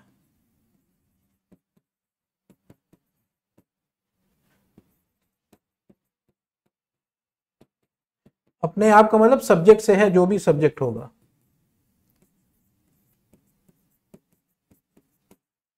जैसे आपसे मैंने कहा हियरिंग हिज वर्ड्स, उसकी बातों को सुन करके आई कांट हेल्प लाफिंग, मैं अपने आप को हंसने से नहीं रोक पाया। I can't help but laugh, मैं अपने आप को हंसने से नहीं रोक पाया। दोनों का मीनिंग सेम है, इसका और इसका मीनिंग सेम है, किसी कार्य को करने से अपने आप को न रोक पाना। और एक स्ट्रक्चर आपने देखा हेल्प के साथ वर्ब की फर्स्ट फॉर्म। ठीक है, तो वापस आते हैं जल्दी से। योगिता भयाना का मामला ले लीजिए। हु हेल्प, जिन्होंने मदद की थी, rebuild the shop of an old Muslim man, एक बूढ़े मुस्लिम व्यक्ति की दुकान को दोबारा से बनाने में। बिल्ड नहीं है, रीबिल्ड है, माने किसी काम को दोबारा से करना।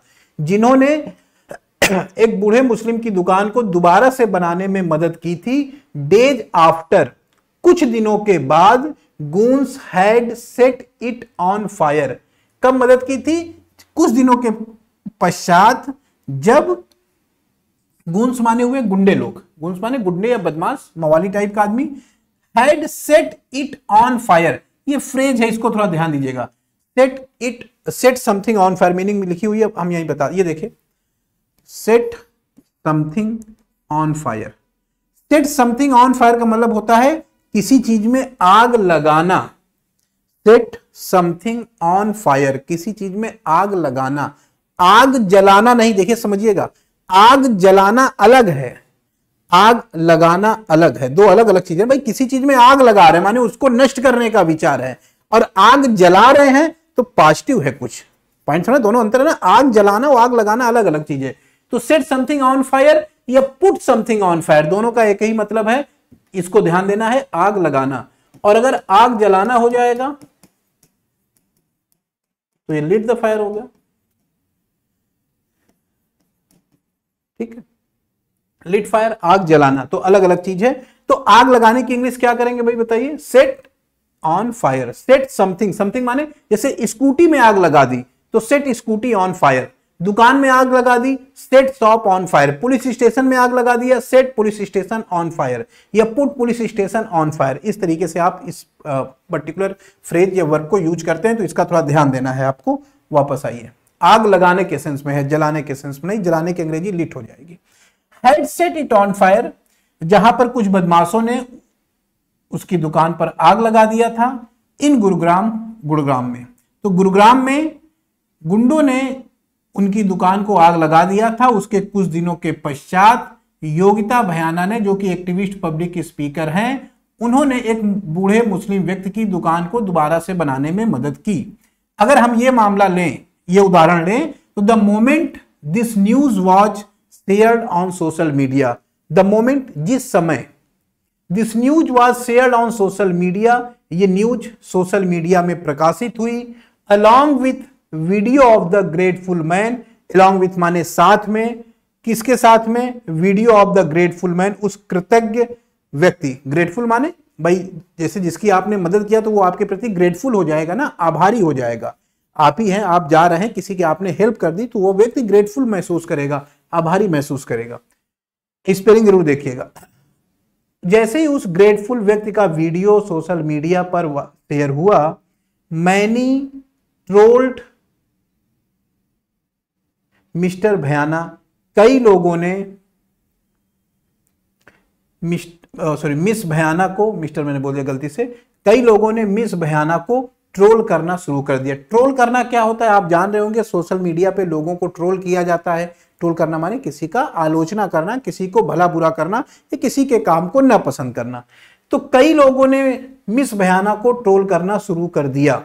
सम एडवाइज्ड हर, कुछ लोगों ने उसे सलाह दिया। रादर सार्केस्टिकली, रादर माने अपेक्षाकृत, सार्केस्टिकली एडवर्ब है। सार्केसिज्म इसका देख लें मीनिंग जहां लिखी हुई, तो वहीं मैं बता देता हूं। ये देखिए, इसका अगर हम नाउन बनाएंगे तो बनेगा सार्केसिज्म। ये इसका नाउन हो गया, व्यंग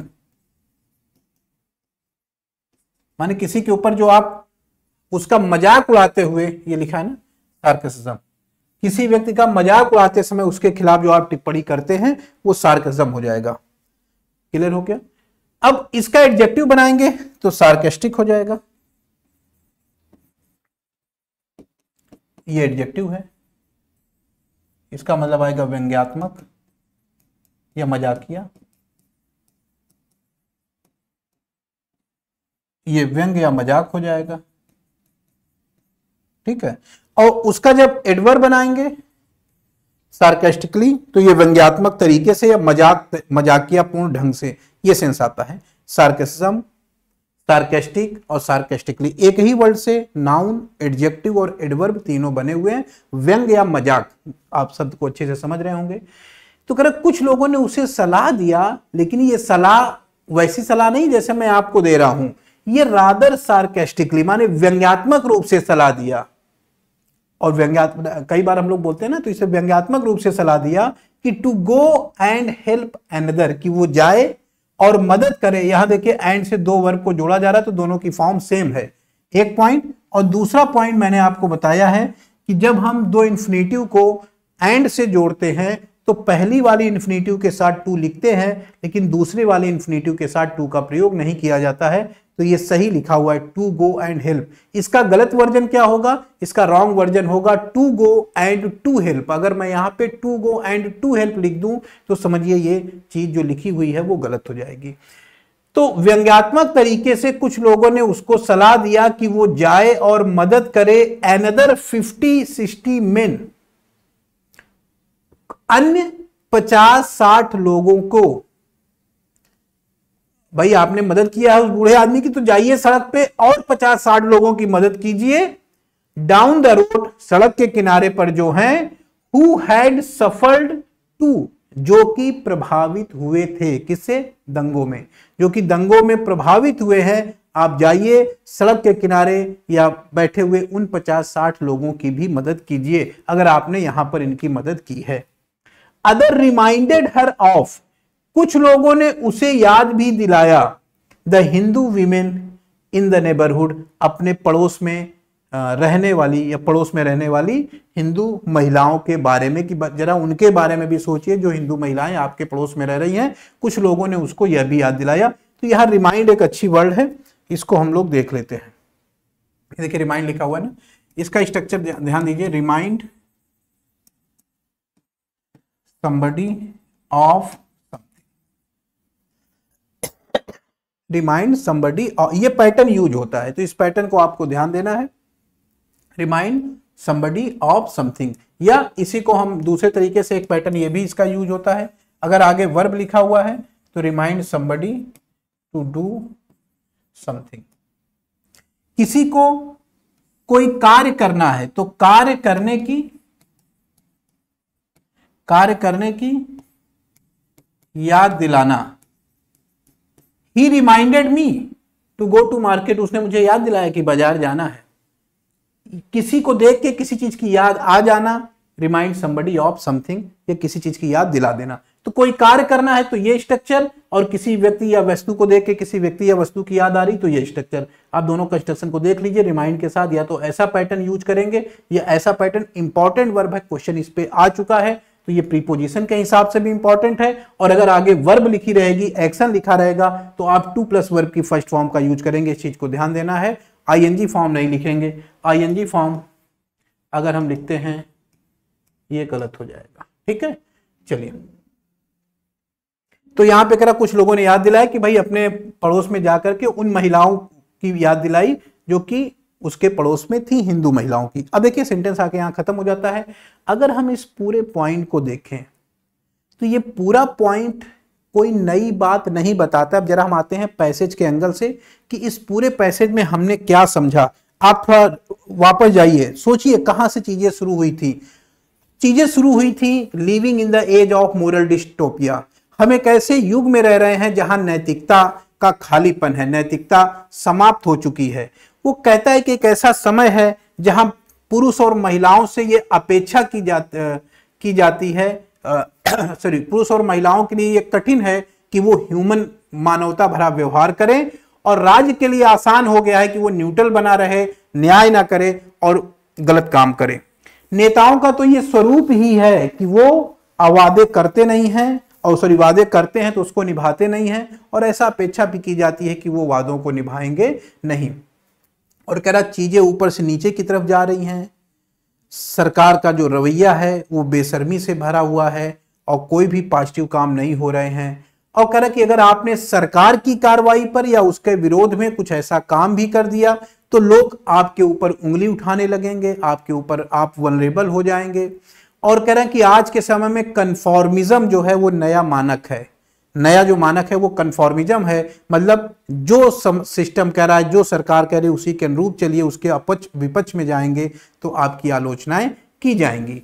और उस चीज को कह रहा है कि जो मानवता है, न्याय है, ये सारी बातों को पीछे ढकेल दिया गया है। हो सकता है भविष्य में फिर से आपको ये दिखाई दे किसी अनिश्चित समय में। वो कहता है कि एग्जाम्पल आप ले लीजिए योगिता भयाना का, तो चीजें आपको क्लियर हो जाएंगी।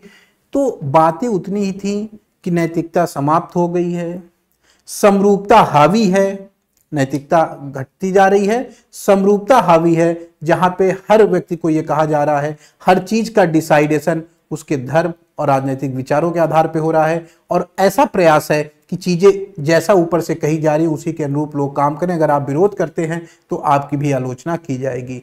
और इसका एक एग्जाम्पल योगिता भयाना का आपने देखा, जहां पर उसने जो भी काम किया, अब हम काम पे नहीं जाएंगे, ये बातें केवल एक एग्जाम्पल भर हैं उस बात को बताने के लिए जो ऊपर कही गई है। तो मेरा बताने का तात्पर्य यहां पे ये था कि जब हम पैसेज वाले सेगमेंट में आते हैं और पैसेज को पढ़ते हैं, पैराग्राफ को पढ़ते हैं क्वेश्चन करने के लिए, तो कई बार पैराग्राफ इस तरीके से भी हमारे सामने आता है, जहां पर आप देखेंगे कि कोई बात बताई गई है, कोई कॉन्सेप्ट बताया गया है और उसी बात को एक्सप्लेन करने के लिए एग्जाम्पल दिया जाता है। नैतिकता का खालीपन, कन्फॉर्मिज्म, इस बात को बताने के लिए ये पूरा पैराग्राफ लिखा गया है।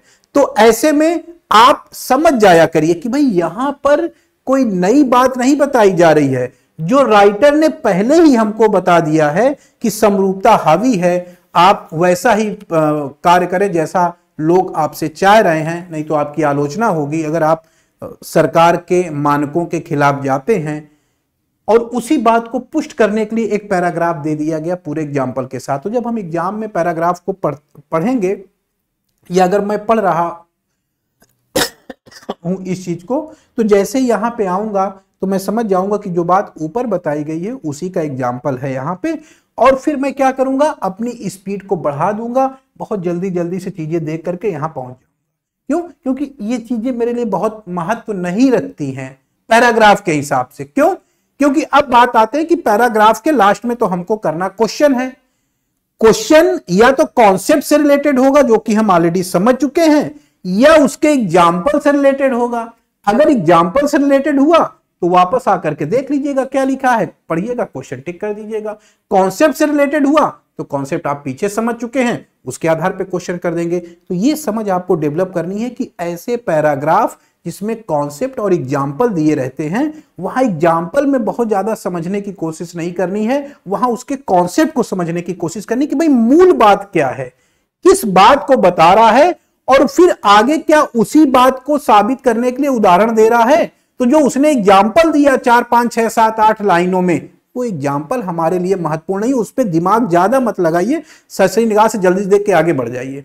लेकिन हाँ, वो जो उसने कॉन्सेप्ट बताया था, जो मूल बात बताई थी, जिसको प्रूव करने के लिए उसने एग्जाम्पल दिया है, वो मूल बात आपको माइंड में सेट करनी जरूरी है। क्वेश्चन उसके इर्द गिर्द कहीं बनेगा, ठीक है। तो इस तरीके से पढ़ने की हैबिट डालेंगे, ऐसी चीजों को इस वे में लेके चलेंगे। क्या सीखा हमने कि जहां पे किसी बात और उसका एग्जाम्पल दिया रहता है तो बात को पकड़ते हैं, एग्जाम्पल को नहीं। एग्जाम्पल तो है ही है, उसी चीज को पुश करने के लिए क्वेश्चन आएगा तो आके देख लेंगे, ठीक है। तो चलते हैं फिर आगे की तरफ। सारे कॉन्सेप्ट मैंने डिस्कस कर दिए। आज डिस्कस करने को अलग तरीके से मैंने डिस्कस किया था, जिसमें ग्रामर को कम वेटेज दिया और सेंस को ज्यादा वेटेज दिया। ये सारे एक्सरसाइज है, इसको करना है, उसी पर आधारित क्वेश्चन है। According to passage who is not expected to keep their pledges. अब कर लेंगे। किससे अपेक्षा की जाती है कि वो अपने प्लेजेज को ना पूरा करे? तो नेताओं से अपेक्षा की जाती है। सिंपल क्वेश्चन है, बहुत टेक्निकल क्वेश्चन नहीं देता हूं आपको, तो इसको किया करिए। अब आ जाते हैं न्यूज़पेपर के वर्ड पे। आज का जो कुछ वर्ड्स मैंने छांट करके लिए हैं उसको देखते हैं। लिखा आर्टिकल 370 केस। ये आर्टिकल इंग्लिश ग्रामर वाला आर्टिकल नहीं है, ये संविधान का आर्टिकल है। इसका मतलब होता है अनुच्छेद। इस चीज को ध्यान दीजिएगा, ये AN वाला नहीं है। आर्टिकल 370 केस, आर्टिकल अनुच्छेद 370 का जो मामला चल रहा है, सुप्रीम कोर्ट ने पूछा है पिटिशनर माने याचिकाकर्ता, जिसने पिटीशन दायर की है कि भाई 370 नहीं हटाना था, सरकार ने हटा के गलत किया, तो उस पिटिशनर से, याचिकाकर्ता से सुप्रीम कोर्ट ने पूछा है, पिटिशनर MP माने जो सांसद हैं उनसे पूछा है, टू फाइल एफिडेविट, ये पूछा है या कहा है, यहां कहने का सेंस से कहा है टू फाइल एफिडेविट, कि वो एफिडेविट फाइल करे। तो देखिए एफिडेविट को क्या होता है, फाइल किया जाता है, ठीक है। शपथ पत्र फाइल करना माने दर्ज कराएं, तो फाइल एफिडेविट कि आप शपथ पत्र दर्ज कराएं। तो इसको भी ध्यान देना कि कैसे वर्ड यूज हो रहा है टेक्निकल। टू फाइल एफिडेविट कि आप एक शपथ पत्र फाइल करें, दर्ज करें। देखिए जैसे आस्क वर्ड है तो आस्क के दो मीनिंग होते हैं, ठीक है ना, यहां मैं लिख दे रहा हूं, आस्क के दो मीनिंग है, एक होता है पूछना और एक होता है कहना, ठीक है। और ask somebody to do something, ऐसा स्ट्रक्चर जब आपको मिलेगा तो यहां पर इस आस्क का मतलब पूछना सही होगा, ध्यान दीजिएगा, सॉरी उल्टा लिख दिया मैंने, इस आस्क का मतलब कहने से होगा, ठीक है। टेल माने tell somebody to do something, किसी व्यक्ति से कहना। तो ask somebody to do something ये स्ट्रक्चर, इसका मतलब होता है tell somebody to do something, किसी को कोई काम करने के लिए कहना। अनुच्छेद 370 का मामला है, सुप्रीम कोर्ट ने याचिकाकर्ता एमपी से आस्क माने कहा, to file, to plus verb की फर्स्ट फॉर्म, कि वो फाइल करे affidavit pledging allegiance to constitution, pledging allegiance to. अब देखिए प्लेज अभी इसके पहले आया था, वहां पर प्लेज एज ए नाउन की तरह यूज हो रहा था, यहां पर जो प्लेज वर्ड है वो एज ए वर्ब की तरह यूज हो रहा है, इसका मतलब होगा शपथ लेना।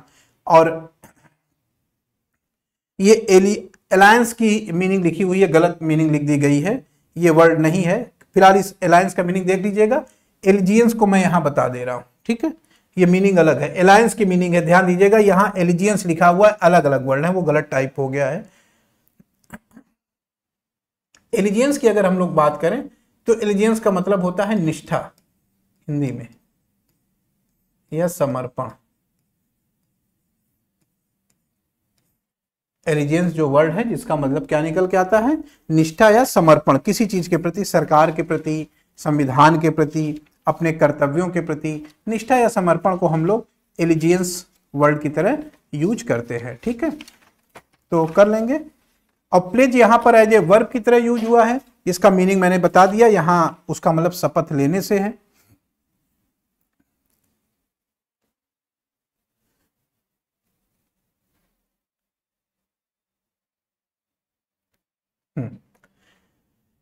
तो प्लेज एलिजियंस भी होता है, या यहां पर मैं लिख दे रहा हूं इस जगह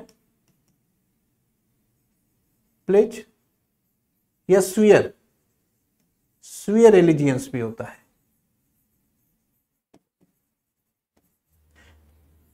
शपथ लेना, तो शपथ लेने की या किसी चीज के प्रति निष्ठा की शपथ लेना, जैसे संविधान के प्रति हम निष्ठा की शपथ लेते हैं, किसी चीज के प्रति निष्ठा की शपथ लेना, निष्ठा की अंग्रेजी एलिजियंस हो गई। शपथ लेने की अंग्रेजी प्लेज भी यूज कर सकते हैं और स्वीयर भी यूज कर सकते हैं। तो प्लेज एलिजियंस निष्ठा की शपथ लेना, या स्वीयर एलिजियंस निष्ठा की शपथ लेना, इस तरीके से आप यूज करते हैं। और मान लीजिए आपने जो निष्ठा है, जो समर्पण है किसी चीज के प्रति, उसको चेंज कर दिया। आप बीजेपी के समर्थक थे, कांग्रेस में चले गए राहुल बाबा की यात्रा से, भारत जोड़ो यात्रा से प्रभावित होकर के, तो क्या हो जाएगा, तो फिर लोग कहेंगे कि आपने अपना जो निष्ठा था उसको बदल दिया है, ट्रांसफर कर दिया है, चेंज कर दिया है अपनी किसको, एलिजियंस को। ट्रांसफर या चेंज योर एलिजियंस, ठीक है।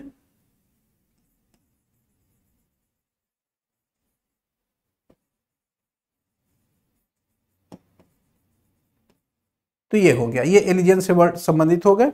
एलिजियंस निष्ठा हो गई, उसकी शपथ ले रहे हैं तो प्लेज या स्वीयर होगा। चेंज कर रहे हैं, एक पार्टी से दूसरी पार्टी में चले गए तो चेंज एलिजियंस हो जाएगा, निष्ठा का बदलना या ट्रांसफर होना, ठीक है। आ गया ये, बाकी सारे वर्ड जिसमें हो गए हैं, कॉन्स्टिट्यूशन माने संविधान, सब आप जान रहे हैं। नेक्स्ट वर्ड को देखते हैं, केजरीवाल प्रॉमिसेस। केजरीवाल साहब ने दावा वादा किया है, प्रॉमिस करना माने वादा किया।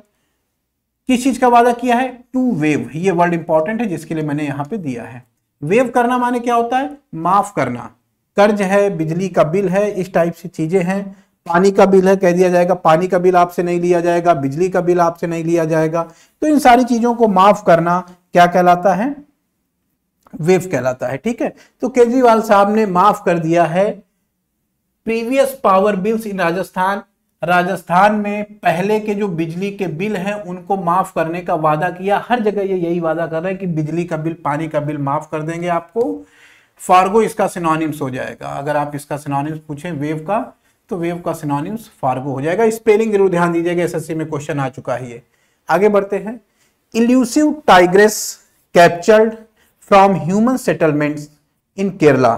इल्यूसिव टाइग्रेस कैप्चर्ड माने कैप्चर की गई, फ्रॉम ह्यूमन सेटलमेंट माने मानव, सेटलमेंट का मतलब है बस्ती, मनुष्यों, केरल में मानव बस्ती में से एक इल्यूसिव टाइग्रेस को कैप्चर किया गया। कैप्चर करना माने पकड़ना हो गया, सेटलमेंट माने निवास स्थान, बस्ती मैंने बता ही दिया, लिखा हुआ यहां से हटा देता हूं, निवास स्थान या बस्ती। अब बात आती है इल्यूसिव की। इल्यूसिव का क्या सेंस हुआ, जैसे देखिए लिखा हुआ है difficult to find or capture. किसी भी चीज को जिसको पकड़ना दुर्लभ है, मुश्किल है, जो जल्दी आपको नहीं दिखाई देती है, वो आपके लिए इल्यूसिव हो गई।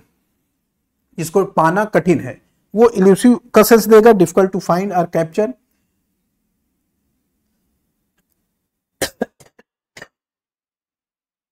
ठीक है, अब इसका सिनोनिम्स अगर हम लोग देखें इल्यूसिव का, तो इल्यूसिव का सिनोनिम्स यही मैं लिख दे रहा हूं। इसका सिनोनिम्स हो जाएगा इवेसिव, या इसका सिनोनिम्स हो जाएगा मिस्टीरियस। ये अच्छा वर्ड है, ध्यान दीजिएगा।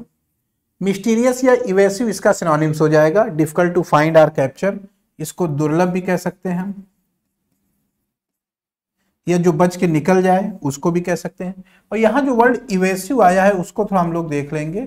ये एक अच्छा वर्ड है, जैसे इवेसिव आंसर या इवेसिव कमेंट होता है। ठीक है, इवेसिव आंसर या इवेसिव कमेंट, ऐसा वर्ड हम लोग यूज करते हैं। इसका क्या सेंस हो जाता है, जब आप किसी प्रश्न का उत्तर न देना चाहें तो टाल मटोल करते हैं। तो टाल मटोल करने वाले जो उत्तर हैं या टाल मटोल करने वाली जो टिप्पणियां हैं उसको हम इवेसिव कहते हैं। जैसे गवर्नमेंट है या किसी से कोई पूछा गया मणिपुर के मामले में भाई क्यों ऐसा हुआ, और वो सीधा सीधा उत्तर नहीं दे रहा है, टालने की कोशिश कर रहा है, इवेसिव आंसर हो जाएगा, इवेसिव कमेंट हो जाएगा। ठीक है, तो हिंदी में कहेंगे कि टाल मटोल करने वाला, और इंग्लिश में अगर हम लोग इसको इंग्लिश में लिखना चाहें तो लिख सकते हैं नॉट विलिंग। ठीक है, इंग्लिश में क्या सेंस आ जाएगा, not willing to give clear answer. ठीक है, तो जो क्लियर आंसर नहीं देना चाह रहा है वो इवेसिव है, यानी टाल मटोल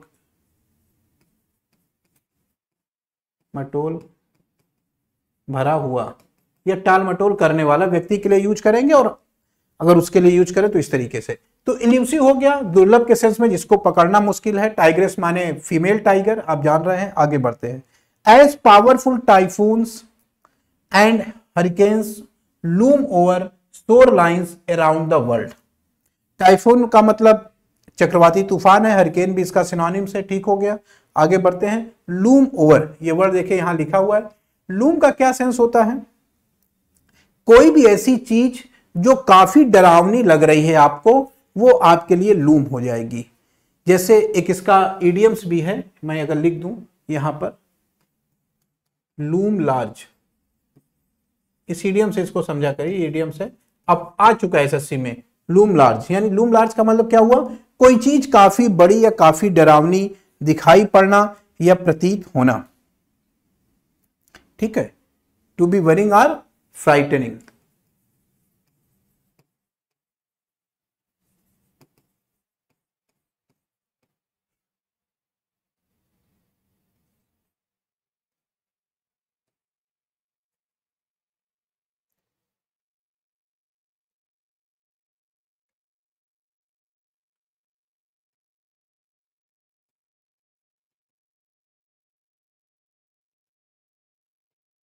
to be worrying or frightening, काफी ज्यादा डरावना या चिंताजनक प्रतीत होना।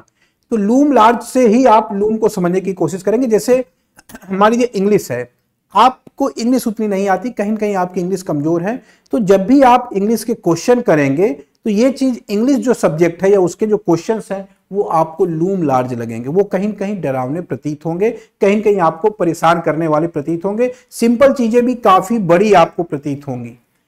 तो वहां से सेंस आया लूम लार्ज, और उसी का वर्ब है लूम। लूम का सेंस ये होता है कि कोई ऐसी चीज जो मंडरा रही है, जिसका खतरा हमें दिखाई पड़ रहा है और हमें लग रहा है कि इससे काफी नुकसान हो सकता है, तो वो चीज लूम करती है। कोई तूफान है वो लूम करेगा, बादल जो है वो लूम करेंगे, जैसे चक्रवाती तूफान आ गया वो लूम करेगा। तो लूम का मतलब कोई ऐसी चीज दिखा ना, to appear as a large shape that is not clear specially in a frightening way, माने कोई एक ऐसी चीज दिखाई देना, प्रतीत होना जो काफी ज्यादा डरावनी है लेकिन स्पष्ट नहीं है। तो यानी किसी चीज का मंडराना भी आप हिंदी में इसको कह सकते हैं, प्रतीत होना या मंडराना।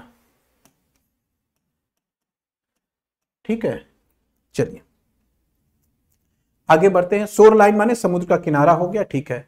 गैबोन्स coup leader moots amnesty for dissenters free polls. Gabon जगह का नाम है। गैबन्स कूप लीडर, कूप का मतलब हो जाएगा तख्ता पलट, सिंपल वर्ड है, ध्यान दीजिएगा। कूप लीडर्स माने वो नेता जिन्होंने तख्ता पलट किया था। तो गैबन नामक देश के वो नेता जिन्होंने तख्ता पलट किया था, तख्ता पलट करने वाले नेता मूड्स एमनेस्टी, मूड का मतलब क्या हुआ, सजेस्ट, सुझाव देना। तख्ता पलट करने वाले नेता ने मूस्ट माने सुझाव दिया है एमनेस्टी का। एमनेस्टी का क्या सेंस हुआ कि भाई जिनके खिलाफ आपराधिक मामले दर्ज किए गए हैं उनको क्षमा कर दिया जाए। एमनेस्टी इंटरनेशनल आपने नाम सुना होगा। तो एमनेस्टी का मतलब क्या हो जाएगा, क्षमा, पार्डन। इसका अगर हम सिनोनिम्स देखें तो क्या हो जाएगा, पार्डन। तो गैबन के विद्रोह करने वाले नेता ने मूड्स माने सुझाव दिया है, एमनेस्टी माने क्षमा का दान का, कि क्षमा दे दिया जाए फॉर डिसेंटर्स। डिसेंटर्स का मतलब वो लोग जो सरकार के खिलाफ थे, जो सरकार से सहमत नहीं थे। तो किसी से अगर आप सहमत नहीं हैं, अपना असंतोष व्यक्त कर रहे हैं, ये वर्ड देखिए कैसे बना है, डिसेंटर तो नाउन है, ये बना हुआ है डिसेंट से। डिसेंट, डिसेंट का मतलब असहमति, और डिसेंट से बनेगा डिसेंटर, असहमति व्यक्त करने वाला। तो ये असहमति हो गई और उसको व्यक्त करने वाले को हम डिसेंटर कहेंगे। जैसे डू माने करना, डूअर माने करने वाला, प्ले माने खेलना, प्लेयर माने खेलने वाला। उसी तरीके से डिसेंट माने असहमति, डिसेंटर माने असहमति व्यक्त करने वाला। चलिए, तो सारे मीनिंग हो गई। कूप का मतलब तख्ता पलट हो गया, sudden change of government. Leader माने नेता, मूड का मतलब सजेस्ट करना, सजेस्ट इसका सिनोनिम्स है, सुझाव देना। फॉर डिसेंटर्स माने जो लोग असहमति व्यक्त किया था या जिन्होंने सरकार के खिलाफ विद्रोह किया था। अटैक ऑन क्रिश्चियंस इन पाकिस्तान, पाकिस्तान में ईसाइयों पर होने वाले हमले। अटैक एज ए नाउन की तरह यूज हुआ है, और जब ये नाउन की तरह यूज होता है तो इसके साथ प्रीपोजिशन ऑन का प्रयोग करते हैं, सही लिखा हुआ है। लेकिन यहीं पे मैं आपको ये पॉइंट बता दूं कि अगर हम अटैक का प्रयोग एज ए वर्ब की तरह करेंगे तो जिसके ऊपर हम अटैक कर रहे हैं उसके साथ प्रीपोजिशन ऑन नहीं लगाते। ध्यान दीजिएगा, अटैक एज ए वर्ब अपने साथ प्रीपोजिशन ऑन नहीं लेता है, लेकिन अटैक एज ए नाउन अपने साथ प्रीपोजिशन ऑन का प्रयोग किया जाता है। मैं यहां पे इसको हाईलाइट कर दे रहा हूं कि ये नाउन है, इसके साथ ये ऑन लिखा हुआ है, ये सही है क्योंकि ये नाउन है, लेकिन यही वर्ब की तरह यूज करेंगे तो ऑन नहीं आएगा। In Pakistan set off by bid to falsely implicate them for blasphemy. सारे मीनिंग आगे लिखे हुए हैं, देखिए। Set something off, set something का क्या मतलब होता है, टू स्टार्ट। जहां पे आप एक के बाद एक कई घटनाएं हो रही हैं तो उसकी शुरुआत करना सेट ऑफ कहलाता है। सेट ऑफ का मतलब एक के बाद कई काम शुरू करना। लेकिन ये वर्ड बड़ा इंपॉर्टेंट है, एसएससी ने इस पे कई बार क्वेश्चन पूछे हैं, तो मैं इसके कुछ एग्जांपल लिख रहा हूं, आप ध्यान दीजिएगा। सेट ऑफ जर्नी, किसी यात्रा की शुरुआत करने के लिए भी हम सेट ऑफ का यूज करते हैं। पटाखे फोड़ना या बम फोड़ना, सेट ऑफ फायरवर्क्स या क्रैकर्स।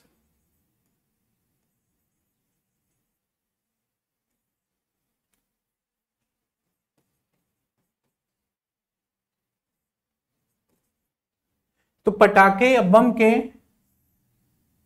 ये बम या पटाखा होगा, यहां लिख दे रहा हूं, बम या पटाखे की फोड़ने की अंग्रेजी सेट ऑफ होती। तो ये दो चीज आपको और ध्यान देना है। इसके अलावा सेट ऑफ फ्रेजल वर्ब है, इंपॉर्टेंट फ्रेजल वर्ब है। एसएससी में ये क्वेश्चन आ चुका है, सेट ऑफ ए जर्नी वाला। यात्रा की शुरुआत करना, तो यात्रा की शुरुआत करना, शुरुआत करने की अंग्रेजी क्या होती है? Set of a journey. कहीं पर भी आप अपनी यात्रा शुरू कर रहे हैं, केदारनाथ, बद्रीनाथ, कहीं पर भी जा रहे हैं तो सेट ऑफ हो जाएगा। पटाखे फोड़ना, बम फोड़ना सेट ऑफ हो जाता है। एक के बाद एक कई घटनाओं की जहां से चेन शुरू हो जाती है, ऐसी घटनाओं की शुरुआत करना भी सेट ऑफ हो जाती है। बीट माने प्रयास। फाल्स से बला शब्द फाल्सली है, गलत तरीके से।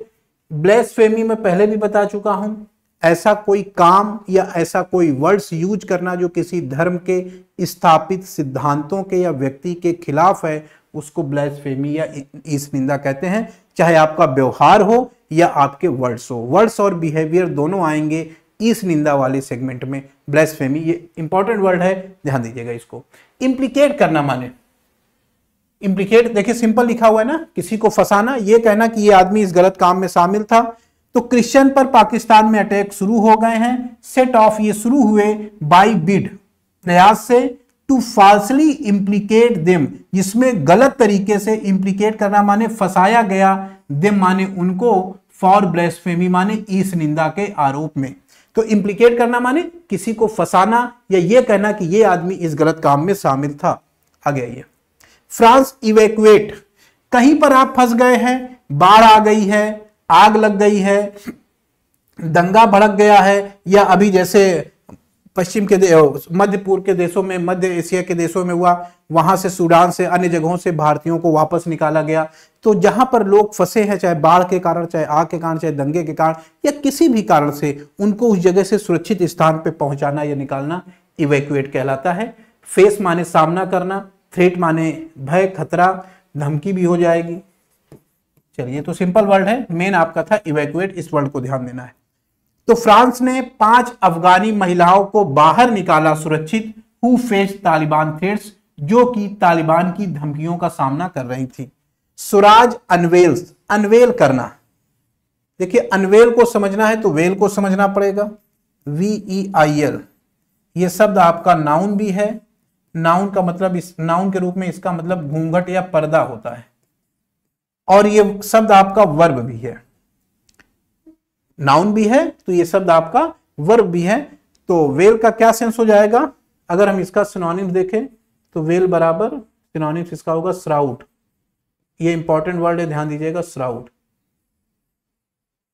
सरल शब्दों में कहें, टू कवर समथिंग माने किसी चीज को ढकना, किसी चीज पे घूंघट या पर्दा डाल देना। तो वेल जो कि नाउन भी है, वर्ब भी है, जिसका मतलब घूंघट या पर्दा होता है, और वर्ब के रूप में जिसका मतलब पर्दा डालना या ढकना होता है, श्राउड इसका सिनोनिम्स हो जाएगा।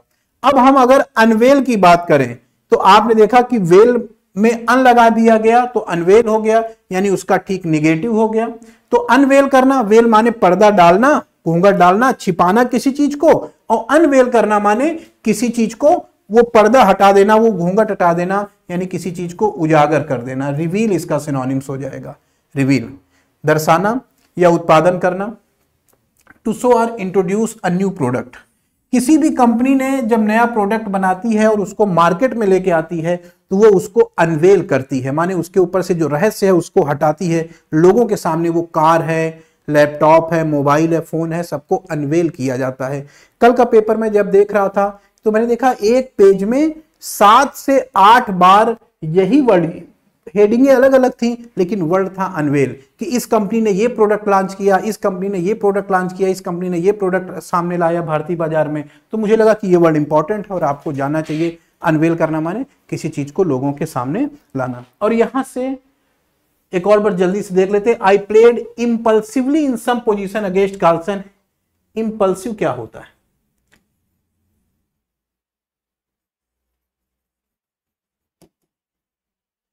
देखिए दो तरीके के हैं, एक समझदारी से काम कर रहे हैं, एक भावनाओं के आधार पे काम कर रहे हैं। समझदारी के आधार पे काम कर रहे हैं, सोच विचार के काम कर रहे हैं, और दूसरा भावनाओं के आधार पे काम कर रहे हैं। तो आप किस तरीके के व्यक्ति हैं? सोचिए जरा। आप सोच समझ करके काम करते हैं तो थॉटफुल टाइप के व्यक्ति हैं आप, विचारशील हैं, विचार करके तब काम करते हैं। और कुछ लोग ऐसे भी होते हैं जो घबरा करके बिना सोचे विचारे किसी काम को करते हैं। तो ऐसे लोगों को क्या बोलते हैं? इंपल्सिव। बाजार में गए, प्लान बना के गए थे एक शर्ट खरीदेंगे, लेकिन मार्केट में गए, बहुत सारे नए नए कपड़े दिखाई दिए, आप बेचैन हो गए, आपकी वो समझदारी छूट गई, आप अंदर की भावनाओं के आगे, इमोशन के सामने बह गए और आपने खरीदारी करना शुरू कर दिया। 500 की शर्ट खरीदने गए थे, 5000 का कुछ और सामान खरीद लाए, शर्ट नहीं खरीद के ला पाए। किस कैटेगरी के व्यक्ति हैं आप? इंपल्सिव कैटेगरी के हैं। मतलब वो व्यक्ति जो किसी काम को आवेग के आधार पे, इमोशंस के आधार पे करता है, न कि सोच विचार करके उस काम को करे, बहुत प्लान बना करके काम को करे। तो ऐसे लोगों को हम लोग किस नाम से जानते हैं? इंपल्सिव के नाम से जानते हैं। ये आपका एडजेक्टिव हो जाएगा। और इसी से बना हुआ वर्ड है इंपल्सिवली, जो कि आपका एक तरीके का एडवर्ब है। ठीक है, इंपल्सिव और इंपल्सिवली। ठीक, तो अगर हम लोग देखें तो इंपल्सिव का सिनोनिम्स क्या होगा भाई? या उसके पहले इसके कुछ एग्जाम्पल देख लेते हैं ना, इसके एग्जाम्पल। तो इंपल्सिव नेचर होता है भाई, किसी का स्वभाव होता है वो नहीं कंट्रोल कर पाता। इंपल्सिव बायर भी होता है, ऐसा खरीदार मार्केट में जाएगा जूता खरीदने, कब सामान देख करके, बच्चे हैं छोटे, उनको मार्केट में लेके जाइए छोटे बच्चों को, तो वो कैसे, वो सोच विचार के थोड़ी खरीदे, इंपल्सिव होते हैं। उनको खिलौनों की दुकान में अगर घुसेड़ दीजिए तो कभी कोई खिलौना उठाएंगे, कभी कोई खिलौना उठाएंगे, जो देखेंगे उसी को पकड़ने की कोशिश करेंगे। इंपल्सिव नेचर है, सोच विचार के विचारे नहीं कर रहे, छोटे बच्चे हैं, इमोशंस में आ गए, भावनाओं में आ गए, उस आधार पे काम कर रहे हैं।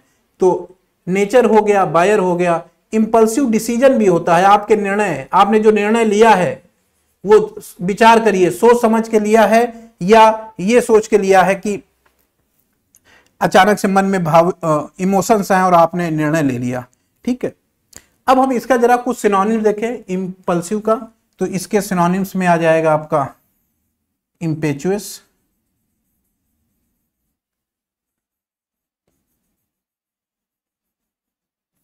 इसके सिनोनिम्स में आ जाएगा रैश, इसके सिनोनिम्स में आ जाएगा reckless.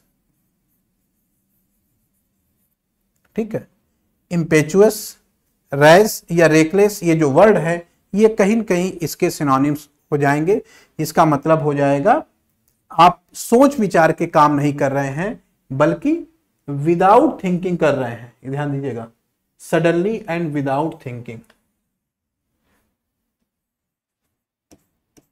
Suddenly and without thinking, बिना सोचे हुए अचानक से मन में इच्छा आई और काम कर दिया आपने। अधीर।